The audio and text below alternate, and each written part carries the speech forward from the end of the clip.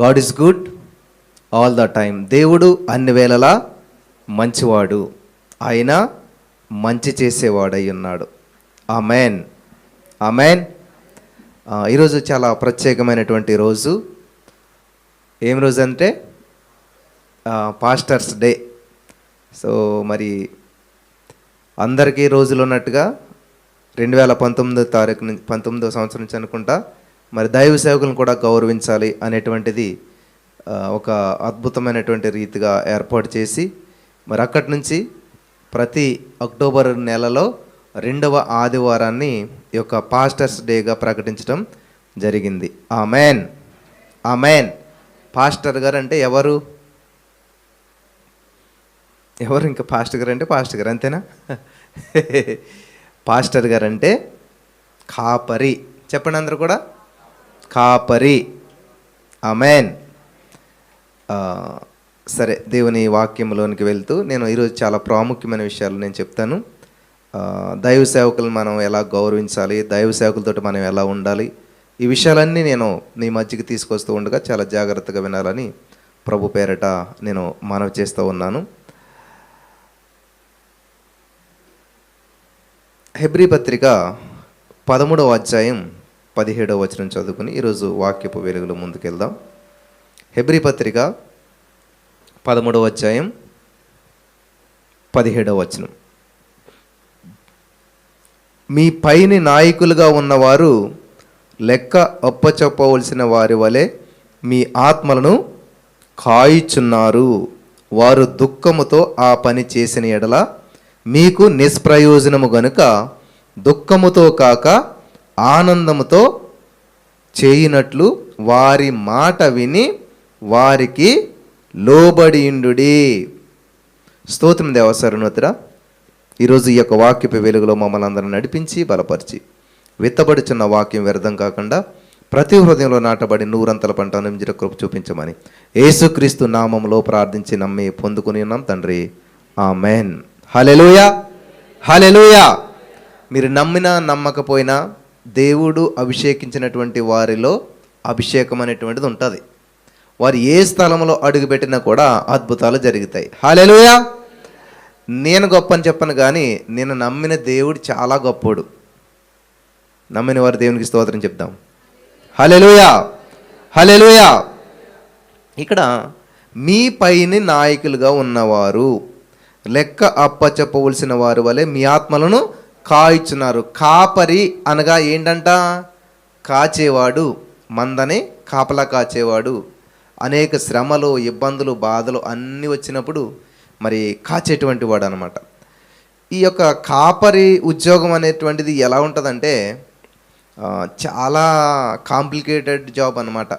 చాలామంది ఏమనుకుంటారంటే పాస్టర్ గారు అంటే ఏముందండి, చదువుకోకపోయినా చదువు లేకపోయినా ఈజీగా వచ్చేసేటువంటి జాబ్ ఏంటంటే, నన్ను కూడా చాలామంది నువ్వు అనేక ఉద్యోగాలు ప్రయత్నాలు చేసి ఉంటావు, రాలేదు కాబట్టి ఇందులోకి వచ్చావు, లేకపోతే ఏ ఆధారం లేదు, ఇంకా ఏమీ సాధించలేకపోతున్నావు కాబట్టి అన్ని ప్రయత్నాల్లో ఆఖరి ప్రయత్నంగా ఇందులోకి వచ్చి ఉంటావు అని అన్నారు కూడా చాలామంది సేవకులు కూడా.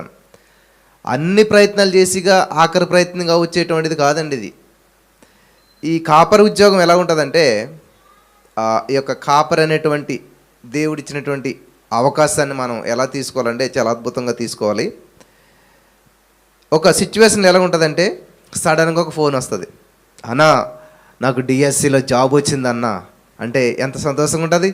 ఓ థ్యాంక్ యూ జీసస్ హల్లెలూయా అంటుంటే వెంటనే ఫోన్ పెట్టిన ఇంకో ఫోన్ వస్తుంది, అన్నా 10 సంవత్సరాలు బట్టి నేను ప్రయత్నం చేస్తున్నానన్నా, ఈసారి కూడా నాకు జాబ్. అప్పుడే సంతోషం, అప్పుడే విచారం. ఈ 2 వార్తలు విన్నప్పుడు ఏం చేయాలి? అక్కడ సక్సెస్ని బట్టి సంతోషించాలా, ఫెయిల్యూర్ని బట్టి బాధపడాలా? ఈ 2 విషయాలు జరుగుతూనే ఉంటుంటాయి. ఎందుకంటే ఏ క్లాసులోనైనా, ఏ చర్చిలోనైనా, ఏ ప్రదేశంలోనైనా సక్సెస్ పీపుల్ ఉంటారు, ఓడిపోయిన వాళ్ళు ఉంటుంటారు, సంతోషించే వాళ్ళు ఉంటారు, బాధపడే వాళ్ళు ఉంటారు. విజయము అపజయము అందరినీ వెంటాడుతుంటుంటాయి. విజయం వచ్చిన వ్యక్తితో సంతోషించాలి, అపజయం వ్యక్తి వచ్చిన బాధపడాలి. ఇలాగ చాలా సిచ్యువేషన్స్ ప్రతిరోజు ఎదురవుతుంటుంటాయి. కాబట్టి ఈ కాపరి అనేటువంటి ఈ యొక్క జీవితం ఎలా ఉంటుందంటే, ఖచ్చితంగా ఇటువంటి పరిస్థితులు రోజు వెళ్తూ ఉంటారు. ఖచ్చితంగా వాళ్ళని ఆదరించాలి, వాళ్ళని మళ్ళా ఒకవేళ కృంగిపోతే మళ్ళీ లేవనెత్తి మళ్ళీ దేవుని సందులో వాళ్ళని బలపరుస్తూ ఉండాలి. యేసుక్రీస్తు ప్రభువారు కాపరిగా ఉన్నటువంటి రోజుల్లో ఆయన చెప్తాడనమాట, నేను గొర్రెలకు ఏం కాపరంట? కాపర్లు ఉంటారు, మంచి కాపర్లు ఉంటారు, ప్రధాన కాపర్లు ఉంటారు, చాలా చెప్తాడు. కాబట్టి నేను గొర్రెలకు మంచి కాపరి తన గొర్రెల కొరకు ప్రాణం పెడతాడంట. హల్లెలూయా. పెడతాడు కాదు, పెట్టేశాడు. ఆమేన్. చెప్పాడు దేవుడు, చేశాడు లేదా? మనమైతే చెప్తాం ఖచ్చితంగా చేస్తానండి, ఖచ్చితంగా వస్తానండి. అస్సలు నాకు ఎంతమంది ఎన్ని మాటలు ఇస్తారో ఒక్క మాట నిలబెట్టుకోవడం నేను ఎప్పుడు చూడలేదు. దేవునికి మహిమ కలుగును గాక. ఎందుకని మాట నిలబెట్టగలనుగా? ఎక్కడి నుంచైనా మాట నిలబెట్టుకుంటారని. హల్లెలూయా, హల్లెలూయా. మనం దేవుని సన్నిధికి వచ్చేటప్పుడు ఎప్పుడు కూడా చాలా సమయాన్ని పాటించాలి. ఎందుకనంటే దైవికమైన లక్షణం ఏంటంటే, దేవుడికి ఉండే లక్షణం ఏంటంటే, ఒక ఆమెకి సువార్త ప్రకటించడానికి వెళ్ళాడంట. ఎవరు? యేసుప్రభు వారు. యేసుప్రభు వారు అంటే ఆల్మోస్ట్ దేవుని కుమారుడు. ఎప్పుడు వెళ్తాడు చెప్పండి? ఆయన అన్ని సిద్ధపరిచి స్టేజ్ అంతా వేసాక, ఇప్పుడు మనమైతే ఏం చేస్తాం? మాకైతే ఏం చేస్తారంటే అంతా సిద్ధపడి పాటలన్నీ అయిపోయాక కరెక్ట్ మెసేజ్ టైం అయినా కానీ పిలుస్తారు. కానీ అప్పుడు యేసుప్రభు వారు అలా కాదు. ఆ ఒక్క ఆమె కోసం అంట ఆయన వెళ్ళి ముందు కూర్చున్నాడంట. ఎంతసేపు? చాలాసేపు ముందు కూర్చున్నాడంట. ఈ టైం అది మిట్ట మధ్యాహ్నం. ఎవరావిడ? సమరస్త్రీ. సమరస్త్రీ వస్తుందని తెలిసి అక్కడికి ఆ బావి దగ్గర నీళ్ళ దగ్గరికి వస్తుందని తెలిసి ఆమెకు సువార్తను ప్రకటించాలని యేసుప్రభు ఏం చేయడంట? ముందుగా వెళ్ళి కూర్చున్నాడంట. అసలు ఈ సందర్భాలు మనకి ఎక్కడ కనపడవు. నేనైతే ఎక్కడ చూడలేదు. మరి విశ్వాసుల కంటే ముందు వచ్చి కూర్చున్నటువంటి దైవ సేవకులు ఎక్కడ కూడా లేరు. అంత సెట్ అయ్యి వచ్చేటువంటి వారే ఎక్కడ చూసినా కనిపిస్తారు మనకి. నిజంగా దేవుని ఆత్మ కలిగినటువంటి వారికి ఉండే లక్షణం ఏంటంటే, ఇన్ టైంలో కాదు, అనుకున్న టైం కంటే కనీసం ముందు ఉండాలి. వింటున్నారా? అది చర్చికైనా అవ్వచ్చు, గృహ కూడికైనా అవ్వచ్చు, ఏదైనా అవ్వచ్చు. నేను ఈ యొక్క లక్షణాన్ని పాటించినప్పుడు దేవుడు ఏం చేయడు తెలుసా? ఎక్కడో వెనకాల ఉన్నటువంటి నన్ను తీసుకొచ్చి ముందు పెట్టేశాడు. హల్లెలూయా. ముందుకు రావాలి, నా లెవెల్ నెక్స్ట్ లెవెల్కి వెళ్ళాలి, నా పరిస్థితి మారాలి, నా పొజిషన్ మారాలి, నా ఆర్థిక పరిస్థితులు మారాలి అంటే అది ఎవరి చేతిలో తెలుసా? మీ చేతిలోనే ఉంది. ఎవరైతే ముందుకు వస్తారో దేవుడు అలా ముందుకు పెడతాడు.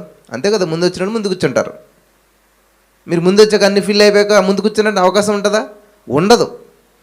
కాబట్టి మన జీవితంలో మనల్ని పైకి తీసుకెళ్ళేది ఏంటంట? తన పనిలో నిపుణత గలవారిని చూసారా? నిపుణత అంటే ఏంటి? నైపుణ్యం ఉండడం ఏం చేస్తాడు? అందరికంటే లేట్గా లేస్తాడా? చూడండి, ఏ క్రికెట్లో ఫస్ట్ వచ్చినాడైనా, రన్లో ఫస్ట్ వచ్చినాడైనా, లేకపోతే ఏ గోల్డ్ మెడల్ సాధించినాడైనా 8 గంటలు లేచినట్టు చరిత్రలో ఉంటుందా? అందరూ పడుకుంటుంటే ఆయన మాత్రం అందరికంటే ముందుగా లేచి రోడ్ల మీద పరిగెడుతుంటుంటాడు. కానీ మనం ఇది చూడం. మనం ఏం చేస్తాం? సడన్గా గోల్డ్ మెడల్ అందుకున్నట్టు, లేకపోతే మంచి పేరు, మంచి పొజిషను, పేపర్లో ఆయన ఫోటో వస్తుంటే వావ్ అంటాం, అంతే. కానీ అది ఈజీగా వచ్చిందా?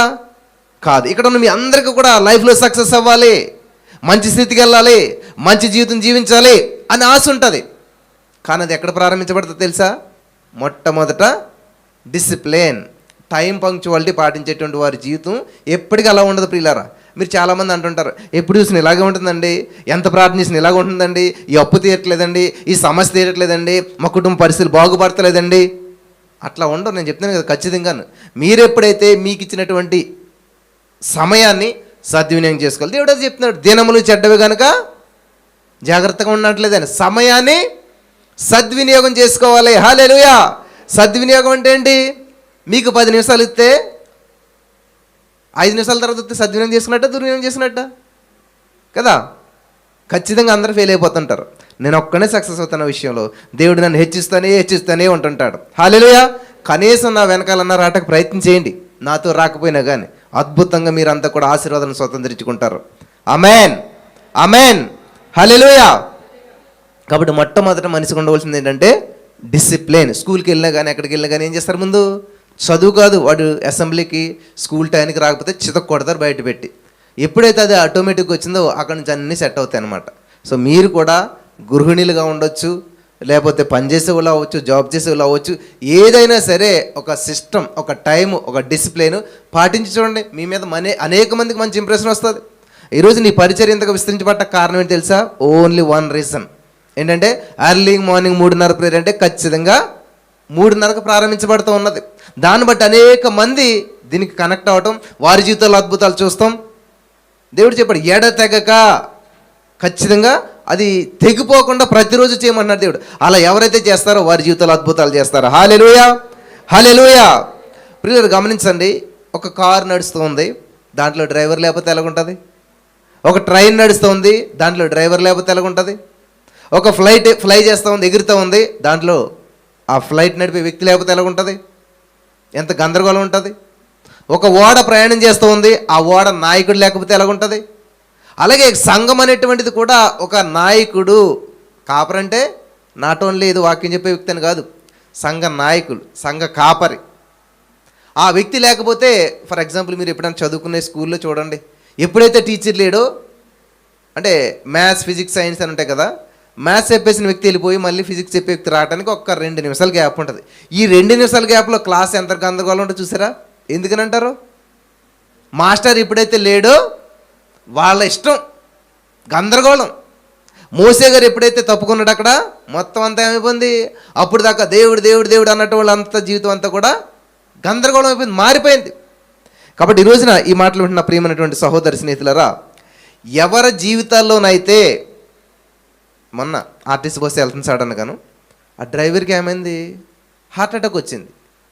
ఎలా ఉంటుంది పరిస్థితి? బస్సులో ఉన్న వాళ్ళంతా కూడా చల్లాచెదిరైపోయే పరిస్థితి ఏర్పడింది. కాబట్టి తెలివిగా కండక్టర్ గారు గబగబా దాన్ని బ్రేక్ తొక్కేది ఆఫ్ చేశారు అనుకోండి, మీరు అందరూ చూసే ఉంటారు, ఇలాంటివి బాగా చూస్తారు. వాక్యం చూడటానికి టైం ఉండదు, సాక్ష్యం వినటానికి టైం ఉండదు, దేవుని సందికి రావడానికి అసలు టైం ఉండదు, కానీ ఇట్లాంటివి అన్నీ కూడా ఖచ్చితంగా చూస్తుంటుంటాం. మొన్న ఫ్లై అయింది కదా, మనకి ఒక ఏరోప్లేన్ కూలిపోయింది కదా, ఆయన ఏదో చేశాడు, సంథింగ్ ఏదో జరిగింది, ఒక్క వ్యక్తి తప్పిదం వల్ల ఎంతమంది చనిపోయారు?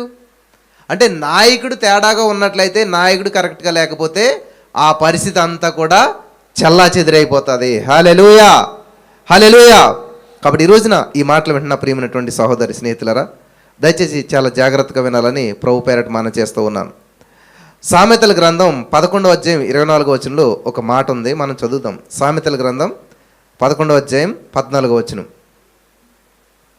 నాయకులు లేని జనులు చెడిపోవుదురు, ఆలోచనకర్తలు అనేకులునుట రక్షణకరం. హల్లెలూయా, హల్లెలూయా చెప్పండి అందరూ కూడా, హల్లెలూయా. నాయకులు లేనటువంటి జనులు ఏమవుతారంట? చెడిపోతారు. మీ నాయకుడు ఎవరని అడుగుతారు ఎవరినైనా, ఎవరి నాయకత్వంలో మీరు ఉన్నారు, ఎవరి నాయకత్వం కింద మీరు ఉన్నారు అంటే దాన్ని బట్టి మీ జీవితం బాగుంటుంది. మీ ప్రభుత్వం ఏం ప్రభుత్వం, ఏ ప్రభుత్వం క్రింద మీరు ఉన్నారు అంటే, మిమ్మల్ని ప్రభుత్వం చేసేవాడు మంచివాడు అనుకోండి, హాయిగా. ఇప్పుడు నాకు ఒక ఆయన తెలుసు. సో నేను ఏదన్నా ప్రయాణం చేస్తున్నప్పుడు ఆయన కారు ఎక్కాను అనుకోండి, నేను నిశ్చింతగా నిద్రపోతాను, అది మిడ్ నైట్ అయినా ఎక్కడైనా ఎప్పుడైనా. ఎందుకంటే అందులో ఆయన ఎక్స్పర్ట్ కాబట్టి, ఖచ్చితంగా దాన్ని సామర్థ్యం చేయగలిగినటువంటి వ్యక్తి కాబట్టి. అదే ఒక డ్రైవింగ్ రాని వ్యక్తి కారు ఎక్కమనుకోండి, ఆ వ్యక్తి ఎంత మంచిగా మీకు చెప్పినా పడుకుంటారా? ప్రతి క్షణం కూడా భయంతో కూర్చుని ఉంటారు. అది ఎంత నిద్ర వచ్చినా కానీ అన్నీ ఆఫ్ చేసుకుని, ఎందుకనంటే ఏమవుతుందో తెలియదు కాబట్టి. అలాగే మన జీవితాన్ని నడిపించే నాయకుడు ఎవరంట? సామర్థ్యం కలిగిన వాడు, సమర్థుడు. హల్లెలూయా, హల్లెలూయా. 14వ వచనం, నాయకులు లేనటువంటి జనులు చెడిపోతారు. అలాగే నాయకులు ఉంటారు కానీ చెడ్డ నాయకులు కూడా ఉంటుంటారు. మంచి నాయకులు కానటువంటి వారి పరిస్థితి కూడా ఆల్మోస్ట్ చెడిపోతుంటుంటుంది. ఇక్కడ నాకు ఈ హెబ్రీ పత్రిక 13వ అధ్యాయం 17వ వచనం చాలా అద్భుతమైనటువంటి మాటగా నాకు అనిపించింది అనమాట. హెబ్రీ పత్రిక 13వ అధ్యాయం 17వ వచనం ఏముందంట? మీ పైన నాయకులుగా ఉన్నవారు లెక్క అప్పచెప్పవలసిన వారి వలె మీ ఆత్మను కాయిచున్నారు. వారు దుఃఖముతో ఆ పని చేసిన యెడల మీకు నిష్ప్రయోజనము. కాబట్టి దుఃఖముతో కాకుండా ఆనందంతో చేయనట్లు వారి మాట విని వారికి లోబడుడి. హల్లెలూయా, హల్లెలూయా. ఏం చేయాలంటండి? లోబడాలంట. నిజంగా మీరు ఎంతమంది లోబడుతున్నారు మీ యొక్క సేవకుని మాటకి? మీకు తెలిసి ఆ విషయం. ఎందుకంటే ఫర్ ఎగ్జాంపుల్ మనకి ఇప్పుడు ట్రైన్ 3 గంటలకు ఉందనుకోండి, ఎవరన్నా 3 గంటలకు వెళ్తారు అక్కడికి? అస్సలు ఇంపాసిబుల్. ఖచ్చితంగా 2 గంటలకు వెళ్ళి కూర్చుంటారు అక్కడ.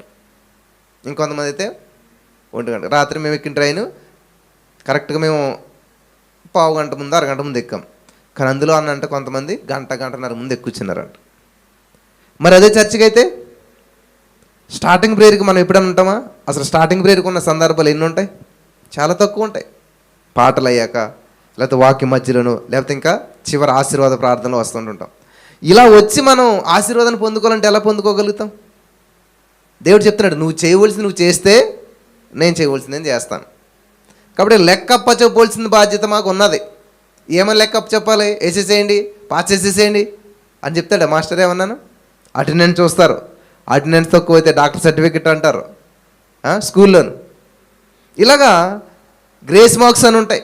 కనీసం 35కి 34 వస్తే మార్క్ కలుపుతారు. కనీసం 35కి 3 మార్కులతో ఏం చేస్తారు? ఏం చేయలేరు కదా. ఈరోజున మన క్రైస్తవం ఎలాగుందంటే ఇట్లానే ఉన్నదన్నమాట. మాకేం కాదులేండి, పాస్టర్ గారికి కాదు ఇదంతా కూడాను అనుకుంటుంటారు. 1 పేతురు 2:9 ఒక మాట ఉన్నది. అక్కడ చదివితే మీకు చాలా అద్భుతంగా ఉంటుంది. అది 1 పేతురు 2:9 చూసినట్లయితే, అయితే మీరు చీకటిలో నుండి ఆశ్చర్యకరమైన తన వెలుగులోనికి మిమ్మును పిలిచిన వాని గుణాతిశయములను ప్రచురము చేయి నిమిత్తము ఏర్పరచబడిన వంశమును, రాజులైన యాజక సమూహమును, పరిశుద్ధ జనమును, దేవుని సొత్తైన ప్రజలై ఉన్నారు. ఆమేన్. కాబట్టి పాస్టర్స్ అంటే ఏమనుకున్నారండి? ఇంతవరకు మీరు ఈ స్టేజ్ మీద నిలబడి వాక్యం చెప్పేవాళ్ళు మాత్రమే అనుకున్నారు. ఎవరైతే యేసుక్రీస్తు ప్రభువుని నమ్మి బాప్తిసం పొందారో వాళ్ళంతా ఎవరంట? రాజులు, యాజకులు. యాజకులు అంటే అర్థం ఏంటంటే, ఇంగ్లీష్లో అయితే ప్రీస్ట్హుడ్ అని ఉంటుంది అన్నమాట. ప్రీస్ట్ అంటారు ఇంగ్లీష్లో, అంటే పాస్టర్. సో ఇక్కడ నేను మాత్రమే పాస్టర్ కాదు, ఎవరైతే దేవుని నమ్మారో వాళ్ళంతా కూడా కొత్త నిబంధన ప్రకారం అందరూ యాజకులే. హల్లెలూయా, హల్లెలూయా. సో కాబట్టి పాస్టర్ డే అంటే ఎవరిది? ఇప్పుడు నాది కదా. మీరు కూడా చెప్పాలన్నమాట, నాది చెప్పండి అందరూ. ఈరోజు నాది, ఈరోజు నాది, నన్ను నేను గౌరవించుకునే రోజు. హల్లెలూయా. దేవుడు మాట చెప్పాడు, నిన్ను వలే నీ పొరుగు వారిని. ఇది ఎలాగ అర్థమవుతుంది అందరికీ? పక్కను మంచిగా ప్రేమించాలి, అంతే కదా, అంతేనా? అక్కడ ఏముంది? నిన్ను వలే. ఇది మర్చిపోయారు అందరూ కూడా. ఫస్ట్ నువ్వేం చేయాలంట? నిన్ను నువ్వు ప్రేమించుకోవాలి. ఎప్పుడైనా అతని దగ్గర వీళ్ళు మాట్లాడుకున్నారా? నువ్వు సూపర్గా ఉన్నావు, బాగున్నావు. నువ్వు డ్రెస్ వేసుకుని మొట్టమొదటి కనపడేది ఎవరికి? నీకే కదా. అద్దంలో మొట్టమొదటి ఎవరు చూసుకుంటారు? డ్రెస్ బాగుందా లేదని చెప్పేసి పక్కోళ్ళకా? ఎవరికే కాదు. ఫస్ట్ మనం ఏం చేస్తాం? అద్దం ముందుకెళ్ళి మనకు మనమే చూసుకుంటాం. ఏదైనా లోపం ఉంటే మన లోపం మనకు మనమే చెప్పుకుంటాం. ఓహో ఇది బాగాలేదు, అది బాగాలేదు, ఇది ఎలాగని సెట్ చేసుకుని అప్పుడు వచ్చి ఎవరికైనా వచ్చి బాగున్నదా అని చూపిస్తాం. అంటే మొట్టమొదటిగా ప్రేమించవలసింది ఎవరినంట? ఎవరినమ్మా? దేవుడు చెప్పిన మాట, నిన్ను వలే.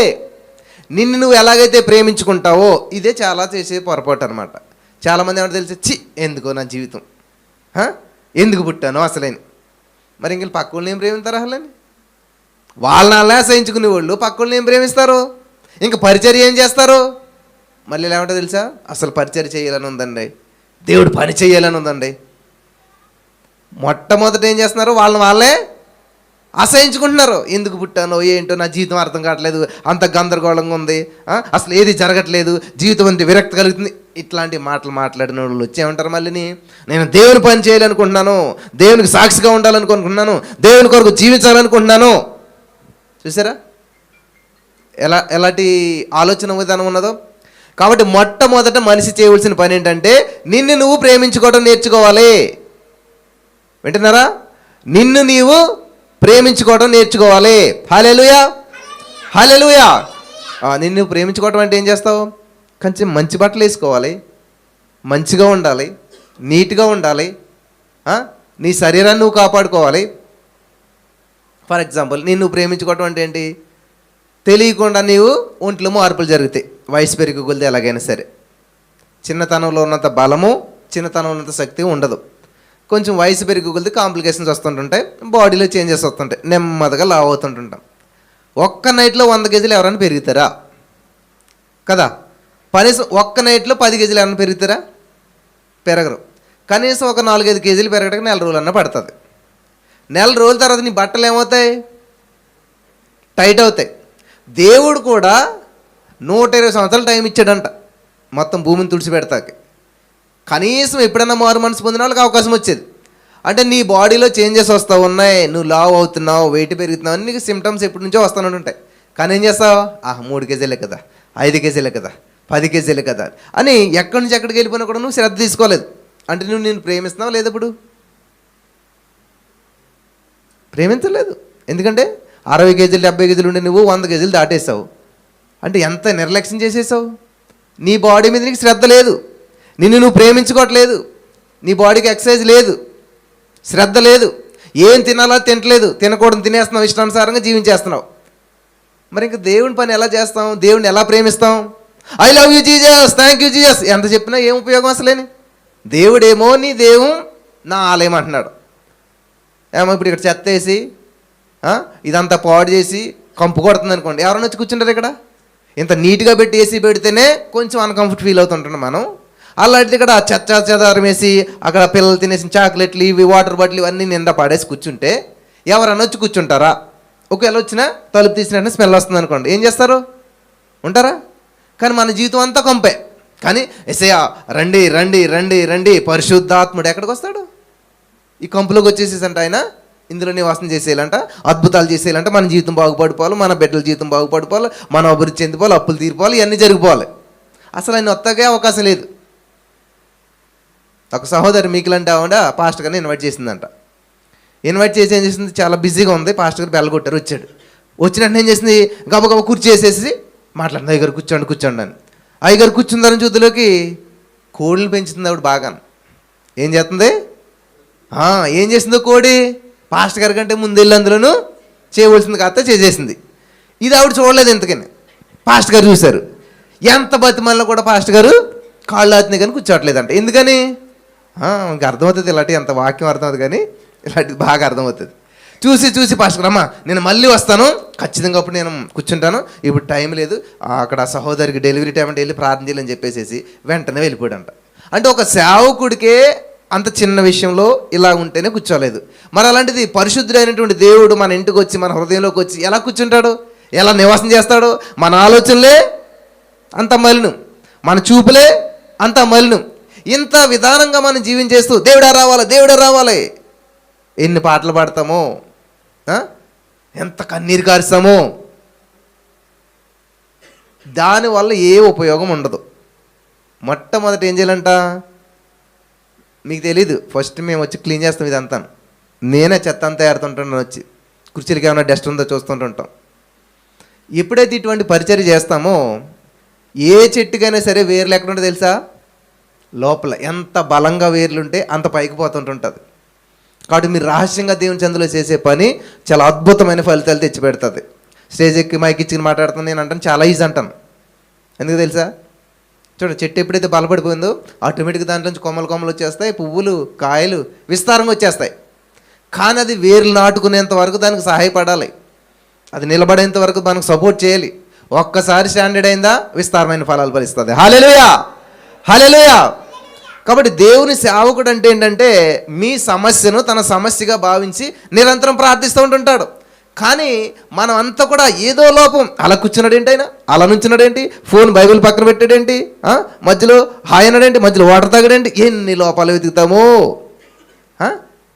మనం. కానీ మనం మాత్రం ఇష్టానుసారంగా జీవిస్తానంటుంటాం. దేవునికి సరైనటువంటి జీవితం ఉండదు. ఒకసారి ఏసన్ గారి దగ్గరికి ఒక ఆమె వచ్చిందంట, అయ్యా నా కూతురికి వివాహం జరిగింది, మనంతా ప్రార్థన చేస్తాను, దేవునికి స్తోత్రం. కానీ వివాహమైనటువంటి 4 రోజులకే నా అల్లుడు అన్నాడు, నీతో నాకు సెట్ కాదు, నచ్చలేదు నువ్వు నాకు, కాబట్టి నేను విడాకులు ఇచ్చేస్తానని డిసైడ్ అయిపోయాను. అయ్యా ఇంకా దానికి విడాకులు ఇస్తే మాకు నుయ్యో గొయ్యో గతి తప్ప మా జీవితంలో ఇంకా ఏ విధమైనటువంటి ఆశలు లేవు. ఒక్కతే కూతురు, చాలా సమస్యలతో ఉన్నాం. మా అల్లుడు మనసు మారి మళ్ళా మా కూతురు నిలబడి చేసుకునేలాగా ప్రార్థన చేయ, ఉపవాసం ఉండేయా, నీ వల్ల అవుతుంది అంటే ఖాళీగా ఉన్నారంటే ఈసన్ గారు.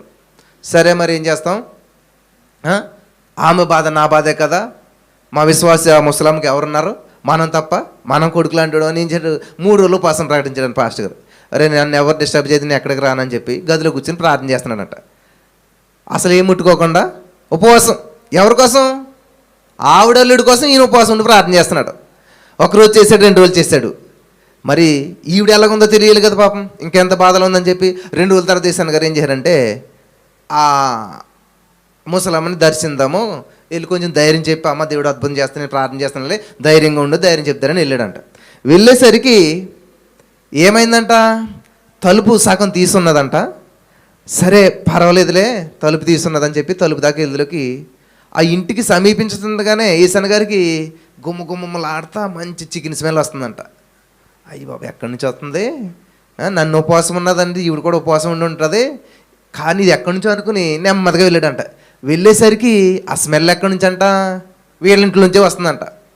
వస్తుంటే కొంచెం డోర్ ఇలాగ ఓపెన్ చేతిలోకి కనపడుతూ ఉందంట. లోపల ఏం జరుగుతుంది ఇంతకని వాళ్ళ అల్లుడు కూర్చుని ఉన్నాడు. ఏ అల్లుడైతే రానన్నాడో, ఏ అల్లుడైతే కూతురు నిలబడి చేసుకుని అన్నాడో ఆ అల్లుడు వచ్చేసాడు. అల్లుడు వచ్చేసాడని చెప్పి ఏం చేస్తుంది ఈవిడ, మంచిగా గారెలుండి చికెన్ వేసి పెడుతుంటే, తిను బాబా అంటే తింటా ఉన్నాడంట. ఇదంతా చూసిన ఈశాన్ గారికి ఎలాగుంటుంది, అయ్యి బాబు ఈ అల్లుడి కోసం నన్ను ఉపవాసం పెట్టేసేసి నన్ను ప్రార్థన చేయమన్నదే, వీళ్ళేమో చికెన్ వేసుకుని శుభ్రంగా బిర్యానీ వండుకుని తింటున్నారు, ఏంటి ఇది అసలేనని చెప్పి ఇంకా ఆయనకి ఉండబట్టలేక తలుపులా తీసుకుని లోపలికి వచ్చాడంట. లోపలికి వచ్చి వద్దులోకి అయ్యగారు అని, ఏం అయ్యగారు అమ్మ, అసలు నువ్వు నాకు ఏం చెప్పావు, ఏం జరుగుతుంది ఇక్కడ అసలు అని అంటే, అయ్యగారు అలా కాదు, రాత్రి సడన్గా వచ్చేసాడు మా అల్లుడు. వచ్చేస్తారు, మరి వచ్చేస్తే నాకు చెప్పాలి కదా, అదే అనుకున్నాను, కానీ ఈ లోపల ఇంకా ఈ అడావడంతా అయిపోయింది, మరి వచ్చినట్టుకు మంచి భోజనం పెట్టాలి కదా, ఇంక ఈ పనిలో బిజీ అయిపోయింది నేను అంటే, మీరు వండుకుని తినడంలో బిజీ అయిపోయారా, నేనేమో కడుపు కాల్సిన ఉపవాసం ఉండి ఘోరంగా నేను అక్కడ ప్రార్థన చేస్తున్నాను, కనీసం నాకు చెప్పుంటే నేనన్నా మానేద్దును కదా అని చెప్పి ఈశాన్ గారు వచ్చి ఇంకా అక్కడ ఈ విషయం చూసి వెళ్ళిపోయారంట. చూసారు ఎలా ఉంటుందో. ఈరోజు చాలా జీవితాలు ఎలా ఉన్నాయన్నమాట. చాలామంది నాకు ఫోన్ చేస్తారు, వాస్తవం ఇది చాలా జరిగిన నా జీవితంలో ఇలాంటి, అన్న జాబ్ వచ్చిందంటే నీకు కారు, ఎవరికంట, నాకు కారు లేదు, ఏమీ లేదు, అయిపోయింది, అయిపోతుంది, జాబ్లో బిజీ అయిపోతారు, అన్న లేడు, తమ్ముడు లేదు, ఇంకేమీ లేదన్నమాట, జాబే, దేవుడు కూడా లేదు. అయిపోయాక మళ్ళీ కొన్నాళ్ళకి ఫోన్ వస్తుంది, అన్నా ఏంటంట, మరి ఏమంటాం, ఏమనలేం, కారు ఏదన్నాం ఏమనం, ఇంకా అర్థమైపోయింది కదా సీన్. మళ్ళీ ఫోన్ చేసి, అన్నా ఏమైందమ్మా, జాబు ప్రాజెక్ట్ అయిపోయింది, అయిపోతే మళ్ళీ న్యూ ప్రాజెక్ట్ రావాలని ప్రేయర్ చేయండి అన్న. హల్లెలూయా. చూసారా ఎట్లా ఉంటుందో. నిజంగా ఈ రోజున చాలామంది జీవితాల్లో కృతజ్ఞత అనేటువంటిది లేదు. ఏంటంటే వాళ్ళు అనుకున్నది జరగాలంతే. ఎప్పుడైతే అనుకున్న పని జరిగిందో దేవుడు లేదు, పాస్టర్ లేదు, మనిషి లేదు, ఎవరు లేదు, ఇంకా అంతే ముందుకెళ్ళిపోతుంటుంటారు. కానీ ఇక్కడ మనం చూసినట్లయితే నిజమైనటువంటి సేవకుడు ఏం చేస్తాడంటే ఎప్పుడు కూడా ఏది ఆశించకుండా నిరంతరం ప్రార్థన చేస్తుంటారు. ఎవరైతే సేవకులను గౌరవిస్తారో, ఎవరైతే సేవకులను సన్మానిస్తారో వాళ్ళ జీవితాలు మాత్రం చాలా అద్భుతంగా ఉంటాయి. హల్లెలూయా. వాళ్ళు నీకు భర్త అవ్వచ్చు, నీ తండ్రి అవ్వచ్చు, నీ కుటుంబ సభ్యుడు అవ్వచ్చు, ఎవరైనా సరే వాళ్ళు మీరు ఎంత గౌరవిస్తారో అంత అద్భుతమైన కార్యాలు మీరు చూడగలుగుతారు. హల్లెలూయా. ఎందుకంటే నేను కూడా చాలాసార్లు కలిసిపోతుంటాను, అందరు కలిసిపోయామని చెప్పి కలిపేసుకోకుండా చాలా జాగ్రత్తగా ఉండాలన్నమాట. కరెంటు వైర్ ఎలా ఉంటుందంటే, కరెంట్ లేనని చెప్పి దాన్ని ఎంత మాట తెలిసినా పర్వాలేదు, దాంట్లో పవర్ ఉన్నప్పుడు మాత్రం చాలా కేర్ఫుల్గా ఉండాలి. చిన్న వైరు పక్క నుంచి తగిలినా, నేను మా ఊర్లో ఒక సంఘటన జరిగింది. ఆయన దుబాయ్ వెళ్ళాడు, వచ్చి ఏం చేయడంటే ఛార్జింగ్ పెడతారని ఇలా పెట్టాడు ఆయన. అసలు కంటికి కనిపించిన దారం కంటే, తల వెంట్రుక కంటే సన్నంగా ఉన్న ఒక వైర్ అందులోంచి ఇలా వచ్చిందనమాట. ఈయన ఎప్పుడైతే ఆ ప్లగ్ ఇందులో పెట్టాడో ఆ వైర్ వేరులో గుచ్చుకుంది, అంతే 2 నిమిషాల్లో చనిపోయాడు ఆయన. 2 నిమిషాల్లో. చూసారా కరెంటు వైర్కి ఎంత పవర్ ఉంటుందో. కరెంటు వైర్ ఏమీ కాదు, కాపర్ వైరే, ఎటు తిప్పుతాడు తిరుగుతుంది, కానీ అందులో వచ్చేటువంటి పవర్ మాత్రం చాలా పవర్ఫుల్. హల్లెలూయా. నేనంటాను కరెంటు వైరు కాపర్ సేమ్ అన్నమాట. వాళ్ళలో పవర్ ఉన్నంతసేపు చాలా డేంజర్, పవర్ లేకపోతే దాన్ని ఎటు తిప్పినట్టు తిరుగుతుంటుంది అనమాట. దేవునికి స్తోత్రం కలుగును గాక. హల్లెలూయా. కాబట్టి ఇక్కడ ఈ కాపర్ విషయంలో కానీ కరెంటు వైర్ విషయంలో కానీ చాలా జాగ్రత్తగా ఉండాలి. పాలయంగచ్చ గారు కూడా ఒకరు పెళ్లి చేశారంట. పెళ్లి చేశారు, చాలా సంతోషపడ్డారు, బాగానే జరుగుతుంది జీవితం అంతాను. సడన్గా ఏమైందంటే ఫోన్ వచ్చిందంట. ఆయనేమో ఫ్లైట్లో ఉన్నాడు, ఏదో మీటింగ్ మీద వెళ్తున్నాడు. ఫోన్ చేసి మీరు వెంటనే రావాల్సిందే అన్నారు. ఏంటమ్మంటే, మీరే కదా మాకు పెళ్లి చేశారు, మీ సమక్షంలోని విడాకులు తీసుకోవాలనుకుంటున్నాం అన్నారు. ఇదేం బాధ అసలేని, నా సమక్షంలో విడాకులు తీసుకోవటం ఏంటి అసలేని? ఏమైందంటే, లేదు మాకు అసలు సెట్ అవ్వలా లేదు, మేము చాలా ప్రతికూల పరిస్థితిలో ఉన్నాం, ఇప్పటికిప్పుడు రావాలన్నారంట. మంచి చలి, నైట్ 10 o'clock అవుతుంది. అది కదమ్మా, నేను మీటింగ్కి వెళ్తున్నాను, పొద్దుటే వస్తానంటే ఏమైనా సరే రావాల్సిందే అంటే ఇంకా పాలయాంగించే గారు తప్పక నైట్ 12 ఆ టైంని వెళ్ళారంట. వెళ్ళేసరికి ఆయన ఆ గదిలోను ఈవిడ ఈ గదిలోను ఉన్నారంట. ఉండి ఇంకా బయటకు వచ్చారండి ఇద్దరు కలిపి. ఒకసారి వచ్చిన తర్వాత ఇంకా చెప్తారు కదా, ఆ పరిస్థితి ఇలాగా, ఈ పరిస్థితి ఇలాగా, ఇది ఇలాగా, అదేలాగా, ఇది ఇలాగని చెప్తే పాలయాంగచ్చి గారు ఏం మాట్లాడకుండా ఏం చేశారంటే, ఆవిడ చెయ్య ఆయన చెయ్య పట్టుకుని ఏమీ చెప్పకుండా, వాళ్ళకి ఏమీ మాట్లాడకుండా 5 నిమిషాలు ప్రేయర్ చేయడంట ఆయన. ఎప్పుడైతే దేవుని యొక్క సన్నిధిని వారు అనుభవించడం ప్రారంభించారో, ఎప్పుడైతే ఆయన ప్రేయర్ చేశాడో, చెప్పాను కదా, కాపరి కరెంటు వైర్లు అంటాడు. కరెంట్ ఎప్పుడైతే అందులో ఉంటుందో, ఇప్పుడు నేను కరెంట్ షాక్ కొట్టింది అనుకోండి, నన్ను ఎవరైనా తీసేద్దారని వచ్చారనుకోండి, నన్ను ఎంతమంది ముట్టుకుంటే అందరికీ ఏమవుతుంది? కరెంట్ పాస్ అవుతుంది. ఆ విధంగా ఈ సేవకుడు ఎప్పుడైతే ఆ కుటుంబంలో ఉన్నటువంటి 2 వ్యక్తులను పట్టుకున్నాడో, తెలియనటువంటి పశ్చాత్తాపం వచ్చేసింది వాళ్ళు. ఇద్దరు కలిపి మోకరించి గళ్ళు అని ఏడుస్తున్నారు అన్నమాట. ఎలుగెత్తి ఏడుస్తూ ఉన్నారు. ప్రార్థన ముగించకముందే ఏడుస్తూ ఉండి, ఇంతవరకు ఆవిడ ఇలాగని చెప్పినటువంటి ఆయన, ఈవిడేమో అదిగో ఆయనలో లోపాలు చెప్పినటువంటి ఈవిడ ఏం చేస్తుందంటే, ఇప్పుడు అయ్యగారు నన్ను క్షమించండి, ఈయన నన్ను చాలా మంచిగా చూసుకున్నాడు, ఇలా చూసుకున్నాడు, కానీ ఏదో చిన్న మాట అన్నాడు, దాన్ని తట్టుకోలేకపోయింది నేను. ఇంకా ఆయన సేమ్. వీళ్ళిద్దరు ఎప్పుడైతే ఇలాగా అంతవరకు చెడు చెప్పుకోవటం మొదలుపెట్టినారు, ఇప్పుడు ఏం చేశారంట, ఒకరిలో ఒకరు మంచిని వెతకడం, మంచిని చెప్పడం ప్రారంభించారంట. హల్లెలూయా, హల్లెలూయా. ఏం జరిగిందంటారు? ఇప్పుడు ఎప్పుడైతే సేవకుడు అక్కడికి వెళ్ళాడో సెట్ అయిందంట, సమకూర్చబడిందంట. గందరగోళాన్నంతా అంతే కదా, మాస్టర్ లేనని చెప్పు ఈడు అక్కడికి వెళ్ళిపోతాడు, ఇక్కడికి వెళ్ళిపోతాడు, గందరగోళం ఉంటుంది క్లాస్ రూమ్ అంటాను. ఎప్పుడైతే టీచర్ ఎంటర్ అయ్యాడో ఏమవుతుంది? Pin drop silent. అందరూ ఎవరి ప్లేస్లో వాళ్ళు ఉండాలో వచ్చేస్తారు, క్లాస్ అంతా కూడా నిశ్శబ్దం అయిపోతుంది. హల్లెలూయా, హల్లెలూయా. నా చిన్నతనంలో మాది చాలా చిన్న గుడిసె ఉండేది, కానీ మరి దేవుడు ఎలా ఇచ్చాడో తెలియదు కానీ ఆలోచన, మా నాన్నగారికి ప్రతి సండే సర్వీస్ అయ్యాక సేవకుడు మా ఇంటి దగ్గర భోజనం చేయాలి. వింటున్నారా? చూస్తాకి ఇల్లు చూస్తే గుడిసెలా ఉండేది, కానీ భోజనం మాత్రం చాలా పవర్ఫుల్గా పెట్టుకోడు మా నాన్న. మటను చికెన్ తెచ్చి చక్కగా వండిపెట్టి సర్వీస్ అయిపోయిన వెంటనే పాస్టర్ గారు మా ఇంటికి వచ్చి భోజనం చేయాలి. చాలా సంవత్సరాలు చేసాం అలాగా. కానీ అప్పుడు పెట్టినప్పుడు మేము ఏం ఆశీర్వాదం చూడలేదు, కానీ తర్వాత ఆశీర్వాదం అంటే విత్తనం అన్నట్టు. విత్తనం ఎప్పుడు వెంటనే పంట రాదు, చాలా ఓపిక పట్టాలి. విత్తనం నాటిన తర్వాత కొన్నాళ్ళు భూమిలో పడేది, చనిపోతుంది, మాయమైపోతుంది. అరే ఎందుకు ఇంత చేసాం, మనకు ప్రైజ్ లేదని మీరు అనుకోవచ్చు, కానీ ఖచ్చితంగా దాని ఫలితాన్ని మీరు వెంటనే అనుభవించకపోవచ్చు, కానీ తప్పకుండా అనిపిస్తారు. హల్లెలూయా, హల్లెలూయా. సేవకులను గౌరవించిన వారి జీవితాల్లో ఎలా ఉంటాయో అద్భుతాలు నేను చెప్తున్నాను. నా జీవితం నేను అనుభవించాను కాబట్టి. ఎప్పుడైతే వాళ్ళకి వచ్చిన వెంటనే కాళ్ళకి నీళ్ళు ఇవ్వటం, మరి వాళ్ళని ఎంతో గౌరవించటం, వాళ్ళకి మరి వెల్కమ్ చెప్పటం, వారిని కూర్చోబెట్టి అప్పుడు చేపలు వేస్తే పెట్టి భోజనాలు చేసేవారు. మరి ఇప్పుడైతే అవ్వట్లేదు, కానీ ఆ నేల చేప వేసి అక్కడ కూర్చోబెడితే చక్కగా కూర్చునేవారు, వడ్డించేవారు. మనస్ఫూర్తిగా తిని వాళ్ళు ఏం చేసేవారంటే బ్లెస్ చేసేవారు. మాటకి చాలా విలువ ఉన్నది ప్రియులరా. ఒకవేళ మీ పిల్లలకి ఉన్నట్లయితే మీరు ఏం చేయాలంటే, మీ ఇంట్లో పెద్దవారు అమ్మమ్మలు తాతయ్యలు ఉంటారు కదా, వాళ్ళ దగ్గరికి తీసుకెళ్ళి మీ పిల్లల్ని ఎప్పుడు కూడా బ్లెస్ చేయించండి. వాళ్ళకి నమస్కారం పెట్టించండి, వాళ్ళని హత్తుకునేలా చేయండి, వాళ్ళ చేత దీవెనలు మీ బిడ్డలకు వచ్చేలా చేయండి. ఖచ్చితంగా 100% నెరవేర్చబడతాయి. బైబిల్ గ్రంథంలో చూసినట్లయితే అబ్రహాము ఇస్సాకును దీవించెను, ఇస్సాకు యాకోబును దీవించెను. తల్లిదండ్రుల యొక్క చేతిలోనే బిడ్డల యొక్క ఆశీర్వాదాలు దాగుంటాయి. హల్లెలూయా, హల్లెలూయా.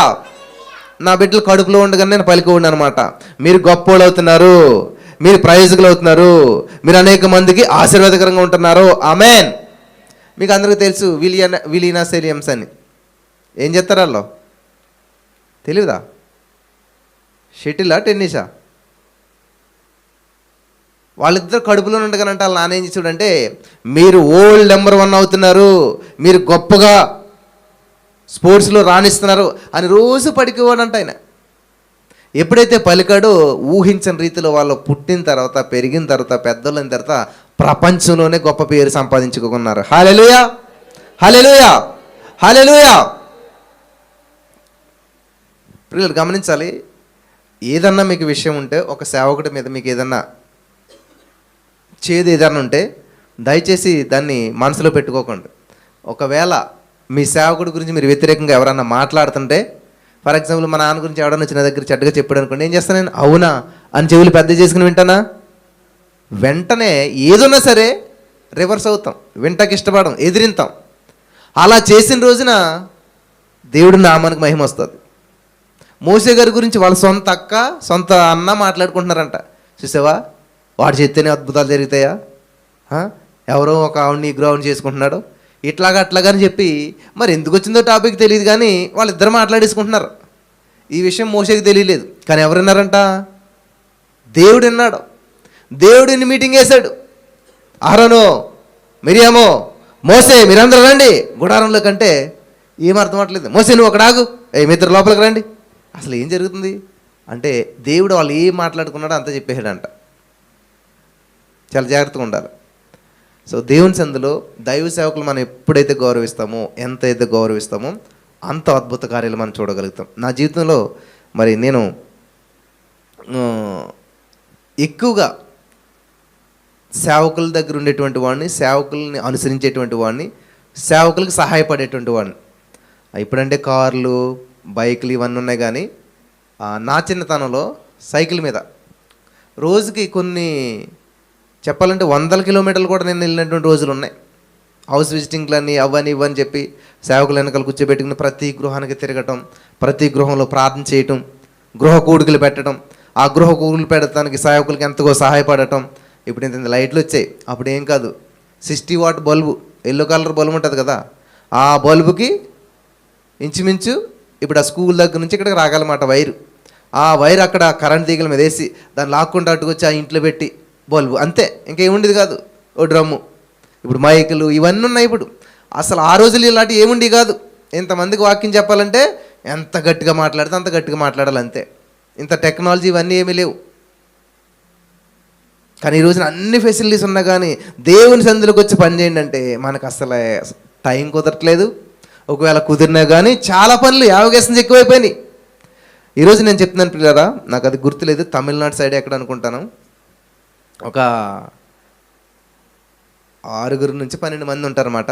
వైట్ బట్టలు ఎత్తారు, వైట్ లుంగీలు కడతారన్నమాట. వాళ్ళు వచ్చేసి అందరికంటే ముందు వస్తారు, కిటికీలు ఓపెన్ చేస్తారు, మరి కార్పెట్ చేస్తారు, క్లీన్ చేస్తారు, అన్నీ చేస్తారు, అంతే కూర్చుంటారు అన్నమాట. మంచిగా ఆరాధన చేస్తారు, అందరూ కలిసి అందరూ వెళ్ళిపోతారు. కానీ వీళ్ళు ఆగిపోతారు. వీళ్ళు ఏం చేస్తారు, మొత్తం అంతా క్లీన్ చేసి అన్ని సెట్ చేశాక వెళ్తారన్నమాట. వీళ్ళు బయటికి వెళ్ళిన తర్వాత చూస్తే ఒక్కొక్కరు BMW కార్లు, ఒక్కొక్కరికి చాలా ఉన్నతమైన స్థితి. అసలు అది ఏం చేస్తారా అని చూస్తే వాళ్ళు ఏదో స్టీల్ ప్లాంట్లో జాబ్ కాదు, స్టీల్ ప్లాంట్లు కలిగి ఉన్నారు, సంథింగ్ చాలా ఉన్నతమైన స్థితిలో ఉన్నారంటారు. హల్లెలూయా. ఎందుకు ఇలా చేస్తారంటే వాళ్ళు ఏమన్నారంటే, మాకున్నటువంటి అధికారము, అవకాశము అన్నీ కూడా ఎలాగైతే చర్చి గేట్ దగ్గర చెప్పులు విడిచిపెట్టి బయటికి లోపలికి వెళ్తాం మేము కూడా అలాగే మాకున్న ధనాన్ని, ఐశ్వర్యాన్ని, సమస్తాన్ని బయట విడిచిపెట్టి మేము లోపలికి వెళ్తాం. మేమందరితో సమానమే, దేవుని పని మేము చేయాలనుకుంటూ ఉన్నాం. కాబట్టి ఏమి లేని స్థితిలో మేము ఇలాగ ఎప్పుడైతే దేవుని పరిచర్య చేసామో ఈరోజు నీ స్థితి వచ్చింది. ఎలాగంటే దేవుని సందులో మేము చేసిన పరిచర్యను బట్టి ప్రభు మమ్మల్ని హెచ్చించాడు. హల్లెలూయా, హల్లెలూయా. నేను కూడా ఈ మాట ఖచ్చితంగా చెప్తాను. ఈరోజు దేవుడు నన్ను హెచ్చించాడు, అనేక మందికి దీవెనకరంగా చేశాడు, అనేక చోట్ల దేవుడు నన్ను వాడుకుంటున్నాడు. కారణం ఏంటి తెలుసా? నా చిన్నతనంలో నేను దేవునికి పరిచర్య చేశాను, దేవుని బిడ్డలకు నేను పరిచర్య చేశాను, దేవుని బిడ్డలకు నేను సహాయపడ్డాను, సేవకులు నేను గౌరవించాను. హల్లెలూయా, హల్లెలూయా, హల్లెలూయా. కాబట్టి ఈ రోజున మనం ఎప్పుడైతే దేవుని సందుకు వస్తున్నామో మొట్టమొదటి నిన్ను ప్రేమించుకోవాలి, నిన్ను వలని పొరుగువాని ప్రేమించాలి. దేవుని యొక్క ఉద్దేశం ఇదే ఉన్నది. పాత నిబంధనలు అనేక ఆజ్ఞలు ఉన్నాయి, కొత్త నిబంధనలకు వచ్చి దేవుడు ఏం చేశాడంటే 2 ఆజ్ఞలుగానే చేశాడనమాట. ఏంటంటే మొట్టమొదటిగా నీ దేవుడు యెహోవాను నీ పూర్ణ హృదయంతో ఆరాధించాలి, రెండవదిగా నిన్ను వలె నీ పొరుగువాన్ని ప్రేమించాలి. హల్లెలూయా, హల్లెలూయా. కాబట్టి ఇక్కడ మంచి కాపరి ఏం చేస్తాడంటండి, యెహెజ్కేలు గ్రంథం 34:23లో ఒక మాట ఉన్నదో మనం చూద్దాం. మంచి కాపరి ఏం చేస్తారంటే 34వ అధ్యాయం ఎహెజ్కేలు గ్రంథం 34వ అధ్యాయం 23 వచనం చదివినట్లయితే అక్కడ దేవుని వాక్యం ఏం సెలవిస్తుందంటే, వాటిని మేపుటకై నేను నా సేవకుడైన దావీదును వాటి మీద కాపరిగా నియమించెదను, అతడు వాటికి కాపరిగా ఉండి వాటిని మేపును. హల్లెలూయా, హల్లెలూయా. మంచి కాపరి చేతిలో ఉన్న గొర్రెలు ఎలాగుంటాయి? మా ఇంటి దగ్గర గొర్రెలని మేకలు మేపుతూ ఉండేటువంటి వారు, కొన్ని గొర్రెలకి ఆ యొక్క పొట్ట ఎలాగుండదంటే ఇట్లా ఉండేది అనమాట, ఇంత ఇంత పైకి వచ్చేసింది. ఎందుకనంటే ఆ కాపరి వాటిని బాగా మేపేటువంటి వాడు, చాలా సమృద్ధిగా తినేటువంటివి అనమాట. ఈ రోజున ఆధ్యాత్మికమైన ఆహారం చాలా కొదువైపోయింది. ఎక్కడికి వెళ్ళినా కూడా వాక్యానుసారమైనటువంటి జీవితం అసలే లేదు, వాక్యం అసలే తక్కువైంది. ఎక్కడికి వెళ్ళినా కూడా ఏముందంటే ఇప్పుడు విమర్శ ఎక్కువైపోయింది, వీళ్ళ గురించి చెప్పుకోవడం ఇదంతా జరుగుతుంది, కానీ వాక్యం లేదు. మనం పోషించబడేది నీతిమంతుడు జీవించింది విశ్వాస మూలంగా జీవిస్తాడు. దేవుడు చెప్తున్నాడు మాట, మనుషుడు దీవించిన రొట్టె వలన మాత్రం కాదు కానీ దేవుని నోటి నుంచి వచ్చే మాట. ఈ మాట అంటే ఏంటి? దేవుని వాక్యం. ఎవరైతే దేవుని వాక్యాన్ని ధ్యానిస్తారో, ఎవరైతే దేవుని వాక్యాన్ని వింటారో వాళ్ళు అద్భుతమైన జీవితాన్ని జీవిస్తారు. హల్లెలూయా, హల్లెలూయా. గత రాత్రి అనగా శుక్రవారం ఆ రాత్రి మేము వైజాగ్లో ఆల్నైట్ చేసాం. నిజంగా అక్కడికి చాలా పెద్ద పెద్ద ఆఫీసర్స్ వచ్చారు, అనేక మంది వచ్చారు, ఆర్డినరీగా కూర్చున్నారు. వాక్యం చెప్తున్న వాళ్ళు ఎంత శ్రద్ధగా ఉన్నారంటే, నిజమే మేము ఇంతకాలం బట్టి చర్చిలకు వెళ్తున్నాం కానీ ఇట్లాంటి సత్యం మేము వినలేదు, ఈ యొక్క వాక్యంలో ఉన్న లోతులు మేము ఎరగలేదు. అదే కదా దేవుడు చెప్తాడు, సత్యము మిమ్ములను స్వతంత్రులుగా చేస్తుంది. నువ్వు ఖచ్చితంగా చర్చికి వచ్చావు వెళ్ళావంటే కనీసం ఏదో మార్పు సంభవించాలి. హాస్పిటల్కి వచ్చిన పేషెంట్ అదే రోగంతో బయటకు వెళ్తే మళ్ళీ హాస్పిటల్కి ఎప్పుడైనా వస్తాడా? రాడు, ఇంకో హాస్పిటల్కి వెళ్తాడు. కానీ మనం ఏం చేస్తాం? అదే ప్లేస్ అదే ఆదివారం ప్రతిరోజు వస్తాం వెళ్తుంటాం, ఇంత మార్పు కూడా సంభవించదు. జిమ్కి వెళ్తున్నారు మీరు, 10 నెలలు బట్టి వెళ్తున్నారు, కనీసం 10 గ్రాములు కూడా తగ్గకపోతే ఏం చేస్తారు మీరు? చాలా హ్యాపీగా ఉంటారా? ఈ రోజున మన క్రైస్తవ్యం అనేటువంటిది అలాగుందనమాట. ఖచ్చితంగా నేను ఒక మాట చెప్తుంటాను ఎప్పుడు కూడా, గతంలో ఉన్న చోట నేను ఇప్పుడు లేను, ఇప్పుడున్న చోట భవిష్యత్తులో నేను ఉండబోను. హల్లెలూయా, హల్లెలూయా, హల్లెలూయా. ఇది ఉండాలి మనకి. గతంలో ఉన్న పరిస్థితి నీకు ఉన్నదా? గతంలో ఉన్నట్టుగా నీ పరిచయం ఇప్పుడు ఉన్నదా? గతంలో ఉన్నట్టుగా నీ ఇన్కమ్ ఇప్పుడు ఉన్నదా? లేదు బ్రదర్, ఇంకా దారుణం అయిపోయింది అంటారు చాలామంది కదా. అప్పుడే బెటర్ కొంచెం మంచిగా బతుకాం, అప్పుడే బెటర్ కొంచెం మంచిగా ఉండేది ఇన్కమ్, ఇప్పుడు ఇంకా ఏమైపోయిందంట? దిగజారిపోయింది. దేవుని ఉద్దేశం ఆదికాండం 1:28 పాత నిబంధన ఏమంటాడంటే, మీరు ఫలించి విస్తరించమంటున్నాడు. హల్లెలూయా. అదే కొత్త నిబంధన యోహాను సువార్త 15గా ఉన్నాడంటే మీరు బహుగా ఫలించమంటున్నాడు. హల్లెలూయా, హల్లెలూయా. ఏం చేయాలి? మనం బహుగా ఫలించాలి, అభివృద్ధి చెందాలి, ఆశీర్వదించబట్ట మాత్రమే కాదు అనేక మందికి ఆశీర్వాదకరంగా ఉండాలి. ఆమేన్, ఆమేన్. మీరు చేసే పని ఫెయిల్ అయినా పర్లేదు కానీ పని చేయడంలో ఫెయిల్ అవ్వకూడదు. వింటున్నారా? ఏదన్నా పని చేసి ఇప్పుడు ఎగ్జామ్ ఉంది, ఫెయిల్ అయిపోయినా పర్వాలేదు, కానీ ఎగ్జామ్కి ప్రిపేర్ అవడంలో ఫెయిల్ అవ్వకూడదు. ఎగ్జామ్కి ప్రిపేర్ అయితే ఫెయిల్ అయిపోతే ఇంకా ఎగ్జామ్ రాయవసరం లేదు, ఆల్రెడీ ఫెయిల్ అయిపోయినట్టే. ఇంకా మళ్ళీ ఎగ్జామ్ రాసాక మంచి రిజల్ట్ వస్తుంది చెడ్డ రిజల్ట్ వస్తుంది చూడాల్సిన అవసరం లేదు. ఎందుకంటే ఆడు ముఖ చిత్రం ఒకటి కనబడిపోతుంది అన్నమాట. ఈ పేపర్ చూసినట్టే ఇది రాదు, ఇది రాదు, ఇది రాదు, ఇంకేమి రానప్పుడు ఆడేం చేస్తాడు? మళ్ళీ దాన్ని రాశాక మళ్ళీ వాల్యుయేషన్కి వెళ్ళాక ఎన్ని మార్కులు వచ్చేయండి చూసుకోవాల్సిన అవసరం ఏమీ లేదు, ఆల్రెడీ తెలిసిపోతుంది అనమాట. అలాగే మన జీవితం బాగుండాలా లేదా అనేటువంటిది ఎక్కడ ఆధారపడి ఉంటుందంట? దేవుని చిత్తం అండి. ఎలాగుంటే అలా జరుగుతుంది. దేవుడి చిత్తం ఎలా ఉంటే అలా జరగటండి. ఇప్పుడు నువ్వు ఎగ్జామ్ పేపర్ ఖాళీకి ఇచ్చేసి మాస్టర్ ఇష్టం నేను పాస్ అవ్వాలి ఫెయిల్ అవ్వాలంటే ఏం చేస్తాడు మాస్టర్? ఒకవేళ ఆవిడకి పాస్ అయ్యాలని నేను చూసినా కానీ ఖాళీ పేపర్ ఉంది, ఏం చేయగలుగుతాడు? అలాగే మనం దేవుని సందులో గడిపేటువంటి విధానాన్ని బట్టే మన ఆశీర్వాదం దాగి ఉంటుంది. హల్లెలూయా, హల్లెలూయా. కాబట్టి మీరంతా ఎవరు? రాజులైన యాజక సమూహం. చెప్పండి, నేను కింగు, నేను రాజుని, నేను రాణిని. ఎలా రాజు నేను రాణి అని ఎలా చెప్తాడు రాజు? ఆ యొక్క హుందాతనం ఎక్కడున్నది? చెప్పాను కదా, బాగా అంటే మనం ఇలా మొత్తం ఇల్లు ఊగిపోతుంది. కానీ అదే రాజులైతే ఏం చేస్తారు? సింపుల్గా ఇట్లా చెప్తారు అన్నమాట. అలాగే మన యొక్క హుందాతనం అనేటువంటిది మన మాటలో తెలిసిపోతుంది అనమాట. నువ్వు గొప్పోడువా కాదా అన్నది నీ మనసు మారి నూతన మగుట్టు వల్ల అన్నాడు దేవుడు. నూతనం అవ్వాల్సింది ఏంటంటే మొట్టమొదట మన మనసు. నీ మనసులో ఎప్పుడైతే రిచ్ అయ్యావో మనిషి కూడా రిచ్ అవుతావు. హల్లెలూయా, హల్లెలూయా. నేను కొంతమంది చూస్తాను స్టార్టింగ్లో నిజంగా ఇక్కడ రెగ్యులర్గా వచ్చే వారి జీవితాలు ఎలా ఉంటున్నాయి నేను చూస్తూ ఉన్నాను. స్టార్టింగ్లో వచ్చినప్పుడు వాళ్ళ జీవితాలు నేను చూశాను, ఇప్పుడు వాళ్ళ జీవితాలు నేను చూస్తూ ఉన్నాను. హల్లెలూయా. ఏం తెలుసా? వాళ్ళకి రాదా మాట కానీ ఐఎమ్ రిచ్ అంటుంటారు. హల్లెలూయా. వాళ్ళకి తెలీదు అదేంటోను, కానీ ఆ మాటలో ఉన్న అర్థం మాత్రం నాకు తెలుసు. రిచ్ అండి నేను గొప్పవాడిని కాబట్టి రోజు ఆ మాట పలుకుతుంటారు. మాట పలికితే కలుగుతుంది, పలికితే కలుగుతుంది. నీళ్ళంట రాళ్ళను అరగదీస్తాయంట. మీకు తెలిసే విషయం? నీళ్ళు రాళ్ళను రాయి మామూలుగా అరుగుతుందా? నీరు ఎంత మెత్తకుంటుంది, కానీ ఆ నీరు రాళ్ళని అరగదీసేస్తుందంట. నేను ఇది నిజమా కాదని చెప్పి సముద్రం ఇంటికి వెళ్ళి చూశాను. గోదావరి ఉంటుంది మాకు దగ్గర, గోదావరి దగ్గరికి వెళ్ళి చూస్తే నేను ఫస్ట్లో కొన్ని సంవత్సరాల క్రితం చూసిన రాళ్ళు, తర్వాత చూసిన రాళ్ళు అరిగిపోయాయి. ఎందుకంటే ఈ నీరు ప్రవహించి ప్రవహించి ప్రవహించి రాళ్ళు కూడా అరిగిపోయాయంట. హల్లెలూయా. నీరు వాక్యానికి సాదృశ్యం. రాతి లాంటి నీ హృదయాన్ని ఆ వాక్యం ఏం చేస్తుందంట? కరిగించేస్తుంది. కాబట్టి ఎప్పుడైతే నువ్వు ఒక మాట పదే పదే పదే పదే పదే పలుకుతున్నావో ఖచ్చితంగా దాన్ని నువ్వు చేరుకోగలుగుతావు. చాలామంది ఏమంటారంటే, నాకు ఒక బ్రదర్ తెలుసు అనమాట. ఆయన ఏం చేశారంట, ఒక వాగ్దానం పట్టుకుని ఇంటికి వెళ్ళి ఐఎమ్ మిలీనియర్, ఐఎమ్ మిలీనియర్, దేవా థ్యాంక్ యూ చేసినాను, మిలియన్ చేసినందుకు వందనాలు, థ్యాంక్ యూ చేసినాను, రిచ్ చేసినందుకు వందనాలు. అయిపోతారు నైట్ వెంటనే అవ్వలేదు, కొంచెం టైం పట్టింది. నెమ్మదిగా నెమ్మదిగా నెమ్మదిగా దేవుడు ఏం చేశాడు? డబ్బట్టుకు జోబులో పెట్టలేదు. మరి ఏం చేశాడు? మార్గాలను సరళం చేశాడు. ఎలా వెళ్ళాలి ముందుకి, ఎలా వ్యాపారం చేయాలి, ఏ వ్యాపారం చేయాలి, అనేకమైన ఆలోచనలు ఇవ్వటం, వాటిని ఫలింపచేయటం. దేవుడు ఆ మాటని నెరవేర్చేశాడు. హల్లెలూయా, హల్లెలూయా. కానీ మనకి ఎలా ఉంటుంది ఆలోచన? ఎక్కడండి 20,000 జీతం, నాకు కనీసం 50,000 ఎత్తే చాలని నేను 10 సంవత్సరాలు ప్రయత్నం చేస్తున్నాను, ఎప్పటికీ రావట్లేదు. ఎందుకంటే దేవుడు చెప్తాడు, నీ నమ్మిక చెప్పిన నీకు జరుగును కాక. నువ్వేం నమ్మావు? ఇంతే, నా బ్రతికింతే, నా జీవితం ఇంతే. ఆ సేవకుడి దగ్గర వెళ్ళి ప్రార్థన చేయడానికి చాలు, నాకు అద్భుతం జరిగిపోతుంది అంతే. వెళ్తావు, నిజంగా ప్రార్థన చేస్తాడు ఆయన, అద్భుతం జరుగుతుందా? జరగట్లేదు. ఎంత గొప్ప టీచర్ దగ్గరికైనా నువ్వు వెళ్ళి పాఠాలు చెప్పుకుంటూ పాస్ అయిపోతావా? మరి ఏం చేయాలి? ఏం చేయాలి?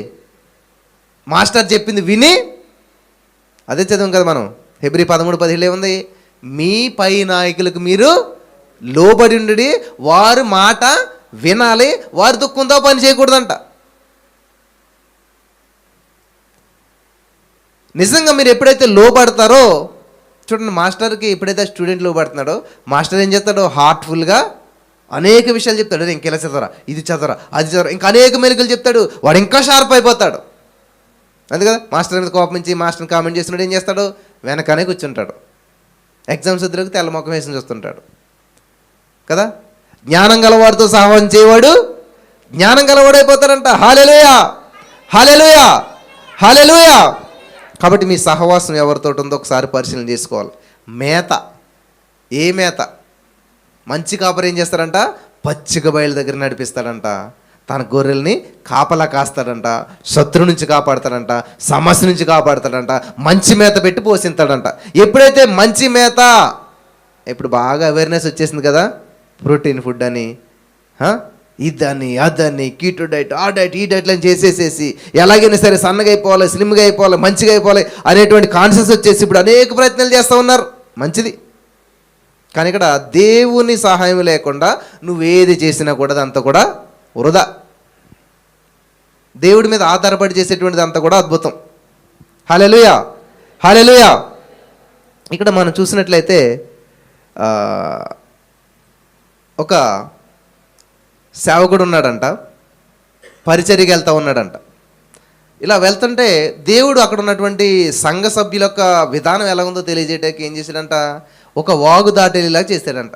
ఆ వాగు దాటి వెళ్తున్నప్పుడు ఆ వాగులో సడన్గా కాలుకు ఒకటి తగిలిందంట. ఏంటని చెప్పి తీసుకుని ఒడ్డుకొచ్చి చూస్తే పెద్ద బండరాయి అంట. ఈ బండరాయిని తీసుకుని వచ్చి ఏం చేశాడు ఆయన ఒక బ్యాగ్లో చిన్న సుత్తు కూడా తీసుకుని వెళ్తున్నాడంట.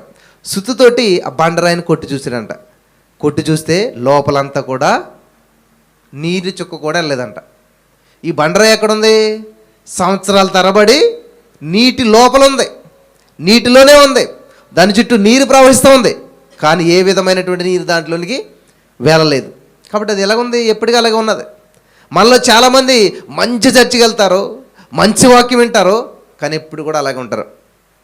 అదే జీవితం, కరగరు, దేన్ని పట్టించుకోరు, దేనికి మెల్ట్ అవ్వరు. వింటున్నారా? టీ పొడిని చూడండి, మనం టీ కాసుకుంటాం, టీ పొడి చేసినప్పుడు ఎలాగ ఉంటుందో తీసినప్పుడు ఎలాగ ఉంటుంది. అది మాత్రం మారదు. ఏం చేస్తుంది? పాలుని మాత్రం మార్చేస్తుంది, పాలు కలర్ మార్చేస్తుంది. టీ పొడి మాత్రం అలాగే ఉంటుంది. చాలామంది అంతే, వాళ్ళు మాత్రం అలాగే ఉంటారు. వాళ్ళ పక్కన వాళ్ళందరూ కూడా మంచిగా అవుతుంటారు, కానీ వాళ్ళ జీవితంలో ఏ మార్పులు సంభవించవు.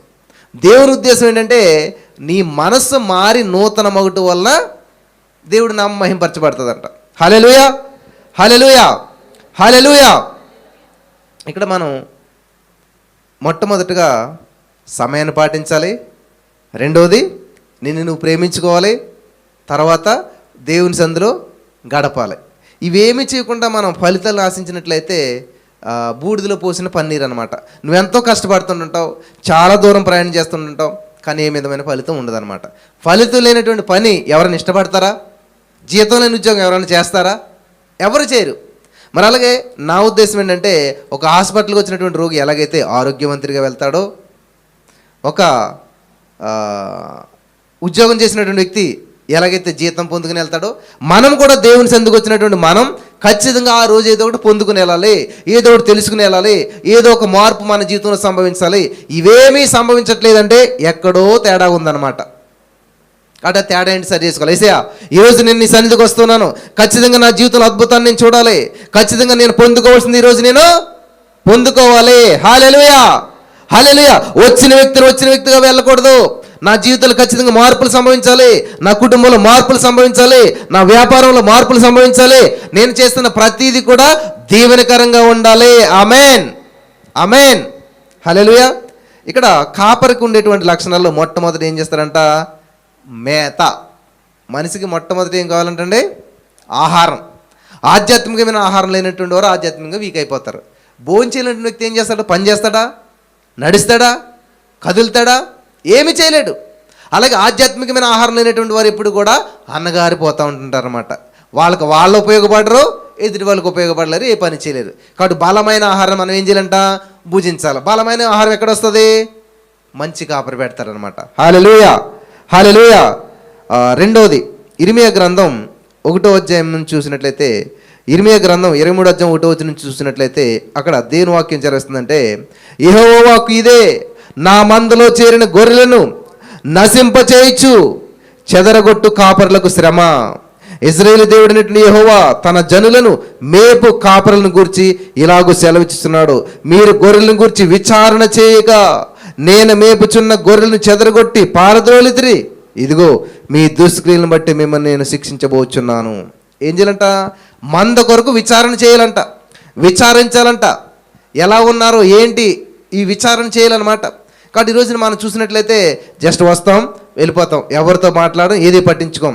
కానీ ఇక్కడ దేవుని వాక్యం చేస్తుందంటే అంటే సహవాసం కలిగి ఉండాలంట, మంచి సహవాసం కలిగి ఉండాలంట. జ్ఞానం గల వారితో సహవాసం చేయవాడు జ్ఞానం గలవాడు అవుతాడు, దరిద్రుడితో సహవాసం చేసేవాడు దరిద్రుడు అవుతాడు. కాబట్టి మీరు ఎవరితో సహవాసం చేస్తూ ఉన్నారు అంటే దేవుని వాక్యం నమ్మేవారితో సహవాసం చేయండి, విశ్వాసం కలిగిన వారితో సహవాసం చేయండి, విశ్వాసంలో ఉన్నవారితో సహవాసం చేయండి. అప్పుడు ఖచ్చితంగా విశ్వాసంలోకి మార్చబడతారు. హల్లెలూయా, హల్లెలూయా. నాకు చాలా సంతోషమైనటువంటి విషయం ఏంటంటే, చాలామంది ఎప్పుడైతే నేను చెప్పినటువంటి వాక్యాన్ని వింటున్నారో సత్యం తెలుసుకుంటూ ఉన్నారు. అరే మేము ఇంతకాలం ఇలా ప్రార్థన చేస్తాం, ఇది కాదు కదా ప్రార్థన విధానం, కాబట్టి ప్రార్థనా విధానం మేము మార్చుకుంటున్నాం అని పెద్ద వాళ్ళే, చాలా ఎడ్యుకేటెడ్ పర్సన్సే ప్రార్థనా విధానంలో మార్పులు చేసుకుంటూ వచ్చారు. ఎప్పుడైతే ప్రార్థనా విధానంలో మార్పులు చేసుకున్నారో ఏమవుతుందంటే వాళ్ళ జీవితంలో అద్భుతాలు వెంటబడుతూ ఉన్నాయి. హల్లెలూయా. నేను అనేది ఏంటంటే అద్భుతాలను మీరు వెంబడించకూడదు, అద్భుతాలు మీ వెంటపడాలి. ఆశీర్వాదాల కొరకు వెంబడించకూడదు, మీరు ఆశీర్వాదాలు మీ వెంటపడాలి. ఎప్పుడు జరుగుతుంది అంటే ఇవంతా కూడాను మొదట ఆయన రాజ్యాన్ని నీతిని వెతుకుతున్నప్పుడు వాళ్ళ జీవితంలో అద్భుతాలు జరుగుతాయి. హల్లెలూయా, హల్లెలూయా. మొట్టమొదటి మనకి ఏమిటంటే నా సమస్య పరిశీలించబడాలి, నా అప్పు తీరాలి, నా బిడ్డ వివాహం జరగాలి, మా జీవితంలో ఈ కార్యం జరగాలి, మాకు ఇది కావాలి. ఎప్పుడు ఇది ఆలోచన ఉంటుంది. కానీ మొట్టమొదటి ఆయన రాజ్యాన్ని వెతుకుదాం, ఆయన స్తుతిద్దాం, ఆయన మహింపడతాం, ఆయన కొరకు జీవిద్దాం, ఆయన మహింపడతాం. ఇట్లాంటి ఆలోచన ఎవరి జీవితంలో ఉంటుందో వాళ్ళని వెంటాడుతాయంటండి అద్భుతాలు. హల్లెలూయా, హల్లెలూయా. వాళ్ళని డబ్బు వెంటాడుతుందంట. నేను చాలా సందర్భాలు చూస్తాను ప్రియులరా. ఒకసారి ప్రతికూల పరిస్థితులు ఎదురవుతుంటుంటాయి. నేను డిసైడ్మెంట్ ఏం చేసుకున్నాను, ఖచ్చితంగా నేను అప్పు చేయను, అప్పు ఇవ్వను, అప్పులు తీసుకునే వాళ్ళ మధ్యలో నేను మధ్యవర్తిత్వం ఉండను. ఇది నా డిసైడ్మెంట్. కానీ ఏదైతే మనం డిసైడ్ చేసామో అదే మనకి ఎదురవుతుంటుంది రోజున.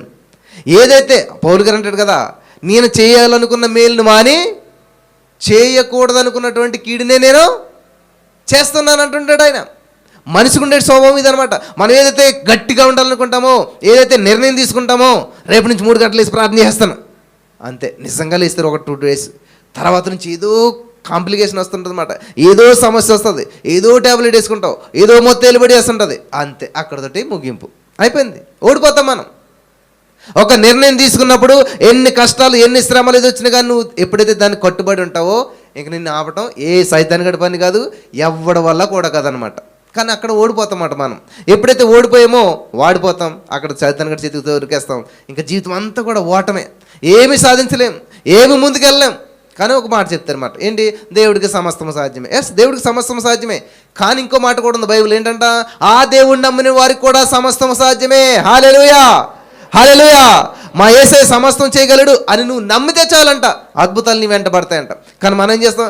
దేవుడు గొప్పోడలేండి, దేవుడు అద్భుతాలు చేస్తాడులేండి అని నమ్ముతారు. కానీ దేవుడు నాకు అద్భుతం చేయగలిగాడు, దేవుడు నా జీవితంలో కార్యం చేయగలుగుతాడు, దేవుడు నన్ను హెచ్చించగలుగుతాడు, ఆయన సర్వం సంసిద్ధం చేసేసాడని ఎవరు నమ్ముతారు? నమ్మరు.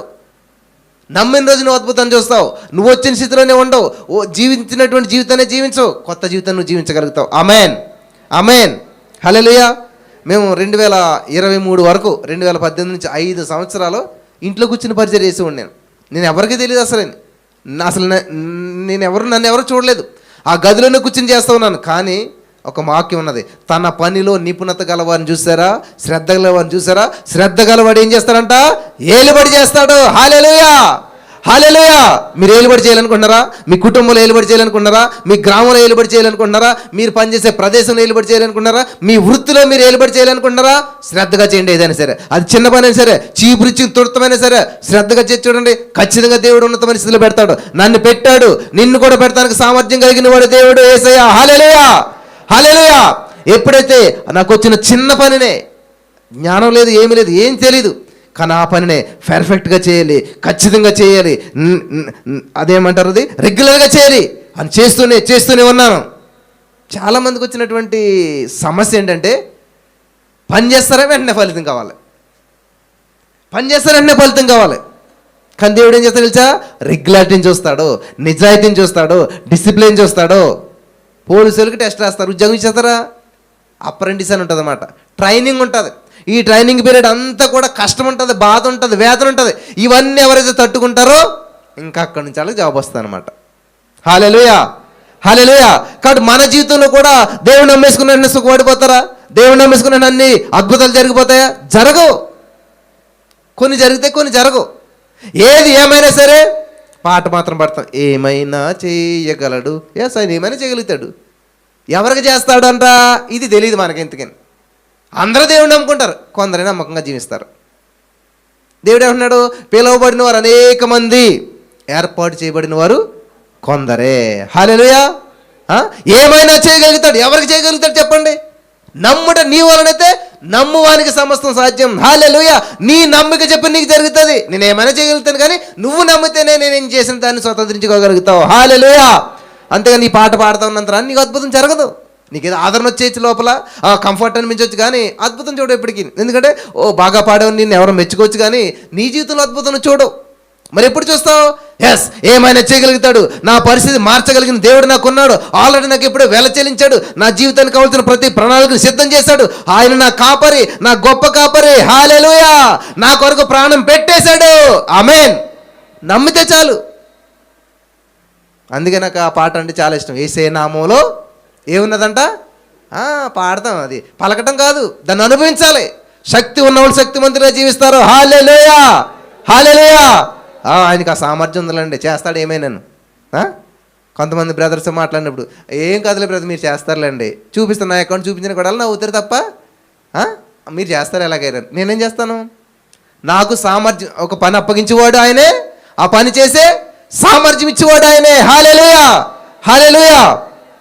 మీరు నమ్ముతారో నమ్మరో నాకేంటి మీ నమ్మకంతో పని. నా యేసయ్య నన్ను బ్లెస్ చేసిన విధానం నేను ఖచ్చితంగా చెప్పాలి. నేను ట్రైనింగ్కి దిలకు నా అకౌంట్ బ్యాలెన్స్ చూస్తే చాలా తక్కువ, చాలా తక్కువ. ట్రైన్ దిగుతులకు నాకు అకౌంట్ బ్యాలెన్స్ చూస్తే చాలా ఎక్కువ. Amen, amen.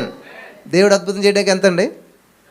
నా అకౌంట్లో పడిన బ్యాలెన్స్ 2010లో నేను ఉద్యోగం చేస్తే 25 నెలలు చేయాలి.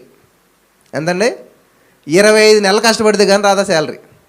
Just 1 second. హల్లెలూయా. మీకు చేస్తారులేండి. నాకు వస్తాయంటే నమ్ముతారు, మీకు వస్తాయంటే నాకు కూడా అలాగ వస్తాను. ఎంతమంది నమ్ముతారు? అదే అనుమానం. మీ నమ్మక చెప్పినా మీకు జరుగును గాక. ఆమెన్. వందలు కాదు, వేలు కాదు, లక్షలు కాదు, కోట్లలో, మిలియన్స్లో దేవుడు నా అకౌంట్లోకి నింపుతాడు. ఎందుకంటే నేను ఆయన పైన నమ్మకంగా చేస్తున్నాను. నమ్మకమైన వానికి దీవెనలు మెండుగా ఉంటాయి. హల్లెలూయా. ఇంత అంత కాదు, మెండు. మెండు అంటే ఇంకా అది లెక్కలేదనమాట. ఎంతైనా పడుతుంది అనమాట, ఎంతైనా చేస్తాడు దేవుడు. పాడతారు కానీ ఫలితాలు చూడరు. నేను ఫలితాలు చూస్తాను కానీ పాడను. హల్లెలూయా, హల్లెలూయా, హల్లెలూయా. కరిసే కుక్క మొరగదు, మొరిగే కుక్క కరదు. కరిసేస్తుంది అంతది, ఇంకా మొరగవలసిన అవసరం ఉంది దానికి. హల్లెలూయా, హల్లెలూయా. కాబట్టి మీరు క్రిస్టియన్స్గా పిలువబడొద్దు, క్రీస్తుని కలిగి జీవించండి. ఆమెన్. ఆనందం వెంట పరుగులు తీయొద్దు, ఆనందంతో జీవించండి. అంతే కదా, అందరూ ఆనందం వెంట పరుగులు. ఎక్కడ ఆనందం ఉంది, ఎక్కడ సంతోషం ఉంది? పాట ఉంది కదా, ఇది ఏం పట్టది? సంతోషమెచ్చట ఉందని, సమాధానమెచ్చట నాకు దొరికేనని, జగమంతా వెతికాను, జనులందరిని అడిగాను, చివరికదే నీలోనే కనుగొన్నాను. నా దేవుడు నీవని తెలుసుకున్నాను. ఎంత మంచి దేవుడవయ్యా యేసయ్యా, చింతలన్నీ తీరేనయ్యా నిన్ను చేరినా. దేవుని నామానికి మహిమ కలుగును గాక. ప్రియులారా, గమనించాలి. ఈరోజు నుంచి నేను చెప్పే మాట ఏంటంటే, ప్రతి దేశానికి, ప్రతి ప్రపంచానికి ఒక పాస్టర్ ఉండాలి. ప్రతి రాష్ట్రానికి ఒక పాస్టర్ ఉండాలి. ప్రతి జిల్లాకు ఒక పాస్టర్ ఉండాలి. ప్రతి ఊరికో పాస్టర్ ఉండాలి. ప్రతి ఇంటికో పాస్టర్ ఉండాలి. ప్రతి కుటుంబానికి ఒక పాస్టర్ ఉండాలి. ప్రతి వ్యక్తికి ఒక పాస్టర్ ఉండాలి. ప్రతి వ్యక్తి పాస్టర్ అవ్వాలి. Amen, amen. కాబట్టి మనం ఎవరు అంటండి? నేనే పాస్టర్ని. బైబిల్ గ్రంథంలో ఒక ఆయన ఉన్నాడు. ఆయన కష్టపడి పనిచేస్తున్న దేవుడు చాలా విస్తారంగా విస్తరింపజేసేసాడు. చాలా గొప్పడైపోయాడు. గొప్పడైపోయి ఎంత గొప్పడైపోయాడు అంటే, ఆ ఊరిలో ఆయన గొప్పడు కాదు, ఆయనే గొప్పోడు. చెప్పండి, నేను ఒక గొప్పోడిని కాదు, నేనే గొప్పోడిని, నేనే గొప్పదాన్ని. Amen, amen. యోబు గారు ఊజి దేశంలోనంట అందరు గొప్పోళ్ళు, ఆయన గొప్పోడు కాదు, ఆయనే గొప్పోడంట. హల్లెలూయా, హల్లెలూయా. మీ ఊరిలో, నేను తక్కువ చేసి మాట్లాడతలేదు, చీపురు పట్టుకు తుడిచే ఉద్యోగం మీదైతే, చెప్పులు కుట్టే ఉద్యోగం మీదైతే, మిమ్మల్ని మించినట్టు ఇంకొకటి ఉండకూడదు. ఆమెన్, ఆమెన్, హల్లెలూయా. అంటే మీ యొక్క పని మీరు అంత కాన్ఫిడెంట్గా, అంత శ్రద్ధగా చేస్తే దేవుడు చాలా ఉన్నతంగా హెచ్చిస్తాడు. యోబు గారిని దేవుడు ఎంతగా హెచ్చించాడంటే, 10 మంది పిల్లలంట, చక్కటి భార్య, చక్కటి చేతి, ప్రతిరోజు వృద్ధాప్య పెన్షన్లు ఏర్పాటు చేశాడంట. ఎన్నెన్నో చేసేసాడు, చాలా మంచి పేరు వచ్చింది. సడన్గా డౌన్ఫాల్ అయిపోయాడు ఆయన. వింటున్నారా? ఇదంతా మీకు తెలుసు. కానీ ఆయన ఏం చేయడంట, తన పిల్లలు ఎక్కడ తప్పిదం చేసి దేవునికి వ్యతిరేకంగా జీవిస్తారో, వాళ్ళ మీద ఏదైనా దోషం ఉంటే పోవాలంటే, ప్రతిరోజు ఒక యాజకుడు వచ్చి వాళ్ళకి బలి అర్పించాలంట. ప్రతిరోజు ఎవరు వస్తారు? ఎవరు రారు. ఆయన ఏం చేశాడంట, ఆయనే యాజకుడిగా మారిపోయాడంట. హల్లెలూయా, హల్లెలూయా. నేను అనుకుంటాను, నిజంగా యోబు అంత కాపోనా అందులో 1% ఉన్న ఏం చేస్తారు తెలుసా? ఆ పని చేయటకు ఒక పాస్టర్కి ఉద్యోగం చేస్తారు, శాలరీ ఇచ్చి పెట్టేస్తారనమాట కదా. అంత టైం ఉండదు మనకి. ఈ పని నేను చేయాలి, ఖచ్చితంగా ఒక యాజకుడికి శాలరీ ఇచ్చి అక్కడ పెట్టేద్దాం అనుకుని చేయిస్తారు. కానీ ఆయన ఏం చేయడం, ఆయనే యాజకుడు అయిపోయాడంట. హల్లెలూయా. యోబు గారి గురించి ఎవరికన్నా మాట ఎత్తితే ఏం గుర్తొస్తుంది? ఏమొస్తుంది? శ్రమలో. అబ్బా, యోబులాగా ఉందన్న మా జీవితం. దేనికి స్తోత్రం. నా జీవితం యోబులాగా ఉంది. ఏం గుర్తొచ్చింది మీకు? యోబులో ఉన్న 9 నెలలు నేను చూడండి ఎప్పుడు. కేవలం 9 నెలలు మాత్రమే కష్టపడ్డాడు, పెంట మీద ఉన్నాడు ఆయన. 200 సంవత్సరాలు బతికాడు ఆయన. మిగతా లైఫ్ అంతా ఎలాగుంది తెలుసా? బిందాస్గా బ్రతికాడు ఆయన. గొప్పోడుగా బ్రతికాడు. హల్లెలూయా. 9 నెలల శ్రమ తర్వాత 2 ఆశీర్వాదం వచ్చింది. హల్లెలూయా. అది నా పోర్షన్, అది నేను తీసుకుంటాను. అందులోను హంసక పాలు నీళ్ళు ఎత్తేనంట, కేవలం పాలు తాగి నీళ్ళు ఇచ్చిపెట్టేస్తుందంట. కాబట్టి యోబు భక్తుల నుంచి నేను తీసుకునేది ఏం తెలుసా? 2 ఆశీర్వాదం. ఆమేన్. ఎందుకు వచ్చింది 2 ఆశీర్వాదం? ఊరుకునా? ఎన్ని శ్రమలు వచ్చినా, ఎన్ని బాధలు వచ్చినా దేవుని విడిచిపెట్టలేదు, దేవుని నిందించలేదు, విశ్వాసాన్ని విడిచిపెట్టలేదు. హల్లెలూయా. కానీ చిన్న శ్రమ వచ్చినా, చిన్న బాధ వచ్చినా దేవుని విడిచిపెడతారు చాలామంది. చర్చికి రారు అసలేని, ప్రార్థన చేయరు అసలేని కదా. ఏమంటే ఒంట్లో బాగోలేదండి, ఒంట్లో బాగుతున్నా కదా నువ్వు రావాల్సింది. బాగుపడతా కదా దేవుని సందుకు వచ్చేది. నీ జీవితం సరి చేసుకోవటం కదా, నీ బతుకు బాగుపడతా కదా, నీ శ్రమ నుంచి విడుదల పొందుకోవటం కదా. ప్రతి దానికి సొల్యూషన్ సెంటర్ ఏంటంటే దేవుని సన్నిధి. హల్లెలూయా. హల్లెలూయా. కాబట్టి నీకు ఏ సమస్య వచ్చినా కానీ మొట్టమొదటి గుర్తు రావాల్సిన దేవుని సన్నిధి. అంతేకాని దేవుని సన్నిధి మానేస్తారు అలాగా? మానకండి. నేను చెప్తున్నాను కదా, రాబోయే రోజుల్లో మీరు అనేక మందికి దీవెనకరంగా ఉంటారు. మీరు దీవించబడతారని నేను చెప్పను. ఎప్పుడు అనేక మందికి మీరు దీవెనకరంగా ఉంటారు. హల్లెలూయా. ఎప్పుడు శ్రమలు వచ్చినా, కష్టం వచ్చినా, బాధ వచ్చినా, ఇబ్బంది వచ్చినా దేవుని సన్నిధిలో ఉంటారు. యోబు గారు అంట ఏది ఏమైనా ప్రతిరోజు లేచి 10 మంది పిల్లల కోసం బలి అర్పించక బయటకు వచ్చి చూడంట. ఆమేన్. ఆమేన్. హల్లెలూయా. అలా మీరు చేసి చూడండి. మీరే పాస్టర్గా మారిపోండి, మీరే యాజకుడిగా మారిపోండి. ప్రతిరోజు ఎవరో నా కోసం ప్రార్థన చేయడం కాదు, నేనే నా కోసం ప్రార్థన చేస్తాను, నేనే నా కుటుంబం కోసం ప్రార్థన చేస్తాను, నేనే నా సంఘం కోసం ప్రార్థన చేస్తాను. ఇది నిర్ణయం తీసుకోవాలి. పాస్టర్ జీ అంటే హ్యాపీ పాస్టర్ డే అని పోస్ట్ పెట్టి వదిలేయటం అది కాదు. నేను అవ్వాలి పాస్టర్ని, నేను పాస్టర్ చేసే పని నేను చెయ్యాలి. హల్లెలూయా అని యోబు గారు అనుకున్నాడు, చేశాడు. ఇప్పటికి ఆదర్శంగా ఉన్నాడు. ఆమేన్. అది ఇంకొక ఆయనకంట శ్రమ వచ్చిందంట, బాధ వచ్చిందంట. కొడుకే మీద తిరగబడితే, కొడుకే వ్యతిరేకమైతే కొడుకుని ఏం చేయలేక పారిపోయాడంట అడవులకి. మహారాజు దావీదు గారు వెళ్ళిపోతే ఈయనకి లాంటి శ్రమలు ఉన్న వాళ్ళు కొంతమంది ఆయన దగ్గరికి చేరారంట. ఎలాంటి వాళ్ళు అంటాలో? అనామకులు లేనివాళ్ళు, ఆధారం లేనివాళ్ళు. ఇప్పుడు చెప్పాలంటే ఆధార్ కార్డు లేనివాళ్ళు అనమాట. ఆధార్ కార్డు లేనివాడికి ఎలా ఉంటుంది? అసలు గుర్తింపు ఉంటుందా? ఏదైనా ఇస్తారని కనీసం సిమ్ కార్డు కూడా ఎవరు కదా. అట్లాంటి ఆధార్ కార్డు లేని వాళ్ళు అందరూ పోగేసుకున్నాడు. అంటే ఎవరు? దావీదు గారు. అలాంటి వాళ్ళు అందరినీ చేసుకుని మంచిగా ట్రైనప్ చేసి, మంచిగా చేసి గొప్ప వాళ్ళు చేశాడంట. హల్లెలూయా. హల్లెలూయా. చేశాక బాగుపడ్డారంట. నెమ్మదిగా ఆధార్ కార్డు వచ్చింది, దాన్ని బట్టి సిమ్ కార్డు వచ్చింది, దాన్ని బట్టి లోన్ వచ్చింది, దాన్ని బట్టి ఇల్లు వచ్చింది, దాన్ని బట్టి భార్య వచ్చింది. అలాగా మంచిగా డెవలప్ అయిపోయారు. భార్య, పిల్లలు, ఇల్లులు అన్నీ వచ్చేసాయి. వీళ్ళంతా కలిసి నెమ్మదిగా ఒక చోటుకి వెళ్ళారంట. వీళ్ళు వచ్చే లోపల భార్యలు పోయారు, పిల్లలు పోయారు, ఇల్లులు పోయి అన్నీ పోయంట. అప్పుడు ఏం చేయాలో? ఏడ్చారంట. మగోళ్ళు అయినా కానీ ఆడవాళ్ళు కానీ దారుణంగా ఏడ్చి ఓపిక లేనంత ఏడ్చేశారంట. ఏడ్చిన తర్వాత ఒక ఆలోచించిందంట. ఏంటంట? అసలు ఇదంతా జరగ కారణం ఎవరు? దావీదు. కాబట్టి దావీదుని వేసేద్దాం అనుకున్నారంట. ఎలాగా? ఒక్కొక్కడికి రాడు వేసండి, 300 మంది 3 రాళ్ళు వేస్తే ఖతం అయిపోతారు అనుకుంటే ఈ మాట లగలని చేరిందంట ఆయనకి.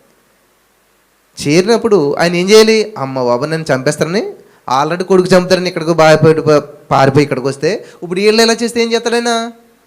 ఏం చేయాలో తెలియని స్థితిలో నువ్వు ఏం చేయాలంట? దేవుని సందులో మోకరించి ప్రార్థన చేయాలి. హల్లెలూయా. హల్లెలూయా. కాబట్టి పాస్టర్ గారు ఏం చేయాలో అర్థం అవ్వట్లేదండి. ఏం చేయాలో అర్థం అవ్వట్లేదు. ఎందుకనంట? బ్యాంకు వాళ్ళు వచ్చి ఇంటి ఎదురుగా కూర్చున్నారు, అప్పులు వచ్చి చుట్టుముట్టేశారు. ఏం చేయాలో అర్థం కాలన్నప్పుడు నువ్వు పాస్టర్ అయిపోవాలి. ఆమేన్. ఆమేన్.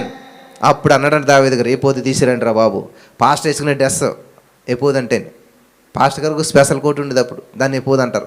అది ధరించుకుని వెళ్ళి ఏం చేయడంట? మోకరించి ప్రార్థన చేయటం మొదలు పెట్టాడంట. హల్లెలూయా. దేవుడు ఉద్దేశం ఏంటంటే, చాలామంది అంటారు మాట, ఊరికి దీవించేస్తాడా దేవుడు? ఊరికి నేను దీవించడు. ఒక ప్రాసెస్ ఉంటుంది. రాత్రంతా కష్టపడినటువంటి ఆ యొక్క పేతుని దేవుడు ఇగో చేపలను ఇచ్చాడా? మళ్ళీ బోటు తీయి, మళ్ళీ లోపలికి నడు, మళ్ళీ వాళ్ళయ్యి, మళ్ళీ ప్రాసెస్ మామూలే.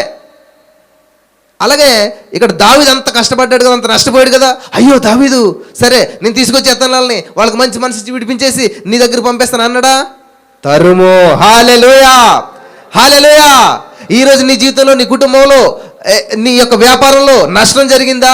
లాస్ పోయావా? అయితే దేవుడు అన్న తెలుసా, మళ్ళీ స్టార్ట్ చేయి, మళ్ళీ పరుగులితే, మళ్ళీ కష్టపడు, అప్పుడు నేను దీవింతాను అంటున్నాడు దేవుడు. హల్లెలూయా. హల్లెలూయా. కాబట్టి ఇంతవరకు నష్టపోయారేమో, లాస్ పోయారేమో, కోల్పోయారేమో, కానీ ధైర్యం కోల్పోవద్దు. మళ్ళా ధైర్యం తెచ్చుకో, మళ్ళా దేవుని సాయం తీసుకో, మళ్ళా ప్రారంభించు. ఈ పరిచయం మీకు ఇలా కనపడుతుంది, కానీ ఇలాగ ఎన్నిసార్లు పడిపోయిందో తెలుసా? ఎన్నిసార్లు నష్టపోయిందో తెలుసా? ఎన్నిసార్లు సైతాన్ కూడా దోసుకుపోయి తెలుసా? ఎప్పుడు డిసప్పాయింట్ అవ్వలేదు నేను. నాకు 0 నుంచి హీరో అవటం ఎలాగో తెలుసు నాకు. హల్లెలూయా, హల్లెలూయా. అనేక సార్లు మొత్తం కుప్పకూలిన పరిస్థితులు వస్తే నేను మాత్రం కుప్పకూలిపోలేదు. నేను మాత్రం డిసప్పాయింట్ అవ్వలేదు. నేను మాత్రం నా విశ్వాసాన్ని నిలకడగా ఉంచుకున్నాను, కోల్పోలేదు. ఒక్క విషయం మీకు చెప్తాను క్లియరా, మీ జీవితంలో ఏది కోల్పోయినా కానీ విశ్వాసాన్ని కోల్పోకుండా చూసుకోండి. యోబు గారు సమస్తము యోబు గారితో సహా పెంట మీద కూర్చున్నాడంట. కానీ ఆయన ఏం చేయడు తెలుసా? విశ్వాసాన్ని మాత్రం సింహాసనం మీద పెట్టి వచ్చాడంట. ఆయన, నువ్వు ఇక్కడే ఉండు, నువ్వు మాత్రం కదలొద్దు ఇక్కడ నుంచి. హల్లెలూయా. ఎందుకంటే ఒకానొక రోజున మళ్ళీ నేను వచ్చి ఇక్కడ కూర్చుంటాను. హల్లెలూయా, హల్లెలూయా. అది విశ్వాసం అంటేనే. విశ్వాసాన్ని నే స్థితిలో ఉన్నా సరే మళ్ళీ పైకి లేపుతుంది, మళ్ళీ నిన్ను అదే స్థితిలోకి తీసుకెళ్తుంది. ఆమేన్. ఆ మాటకి విశ్వాసంతో దేవుడు పలికిన మాటను చూసి ఆశ్చర్యపోయి, నువ్వు మళ్ళీ అక్కడికి వెళ్తాం కాదు, అంతకన్నా ఇంకొక అంత పైకి వెళ్తామని చెప్పి దేవుడు ఏం చేయడు? 2 అంతల ఆశీర్వాదం ఇచ్చాడు. విశ్వాసం కలిగిన వారికి కొదువేముండదు. విశ్వాసం కలిగిన వారిని ఏ సమస్య ఓడించలేదు. చాలామంది యోబు గారిని ఓడించింది సైతాన్ గాడు అనుకుంటారు. నో, సైతాన్ గాడు వల్ల కాలేదు. సైతాన్ గాడు ఓడిపోయాడు. తెలుసా విషయం మీకు? తెలియదు మనకి. యోబు 2 అంతల ఆశీర్వాదం వచ్చింది అంతేగాని సైతాన్ గాడు అక్కడ ఓడించబడ్డాడు. దేవునికి సైతాన్ గాడికి మధ్య పోరాటంలో యోబు గారి మధ్యలో నలిగాడు అన్నమాట కొంచెం కదా. మన జీవితంలో ఉన్న ఇట్లాంటి నలుగుడు ఏర్పడుతుంటుంది. దయచేసి ఎవరు కూడా బాధపడొద్దు.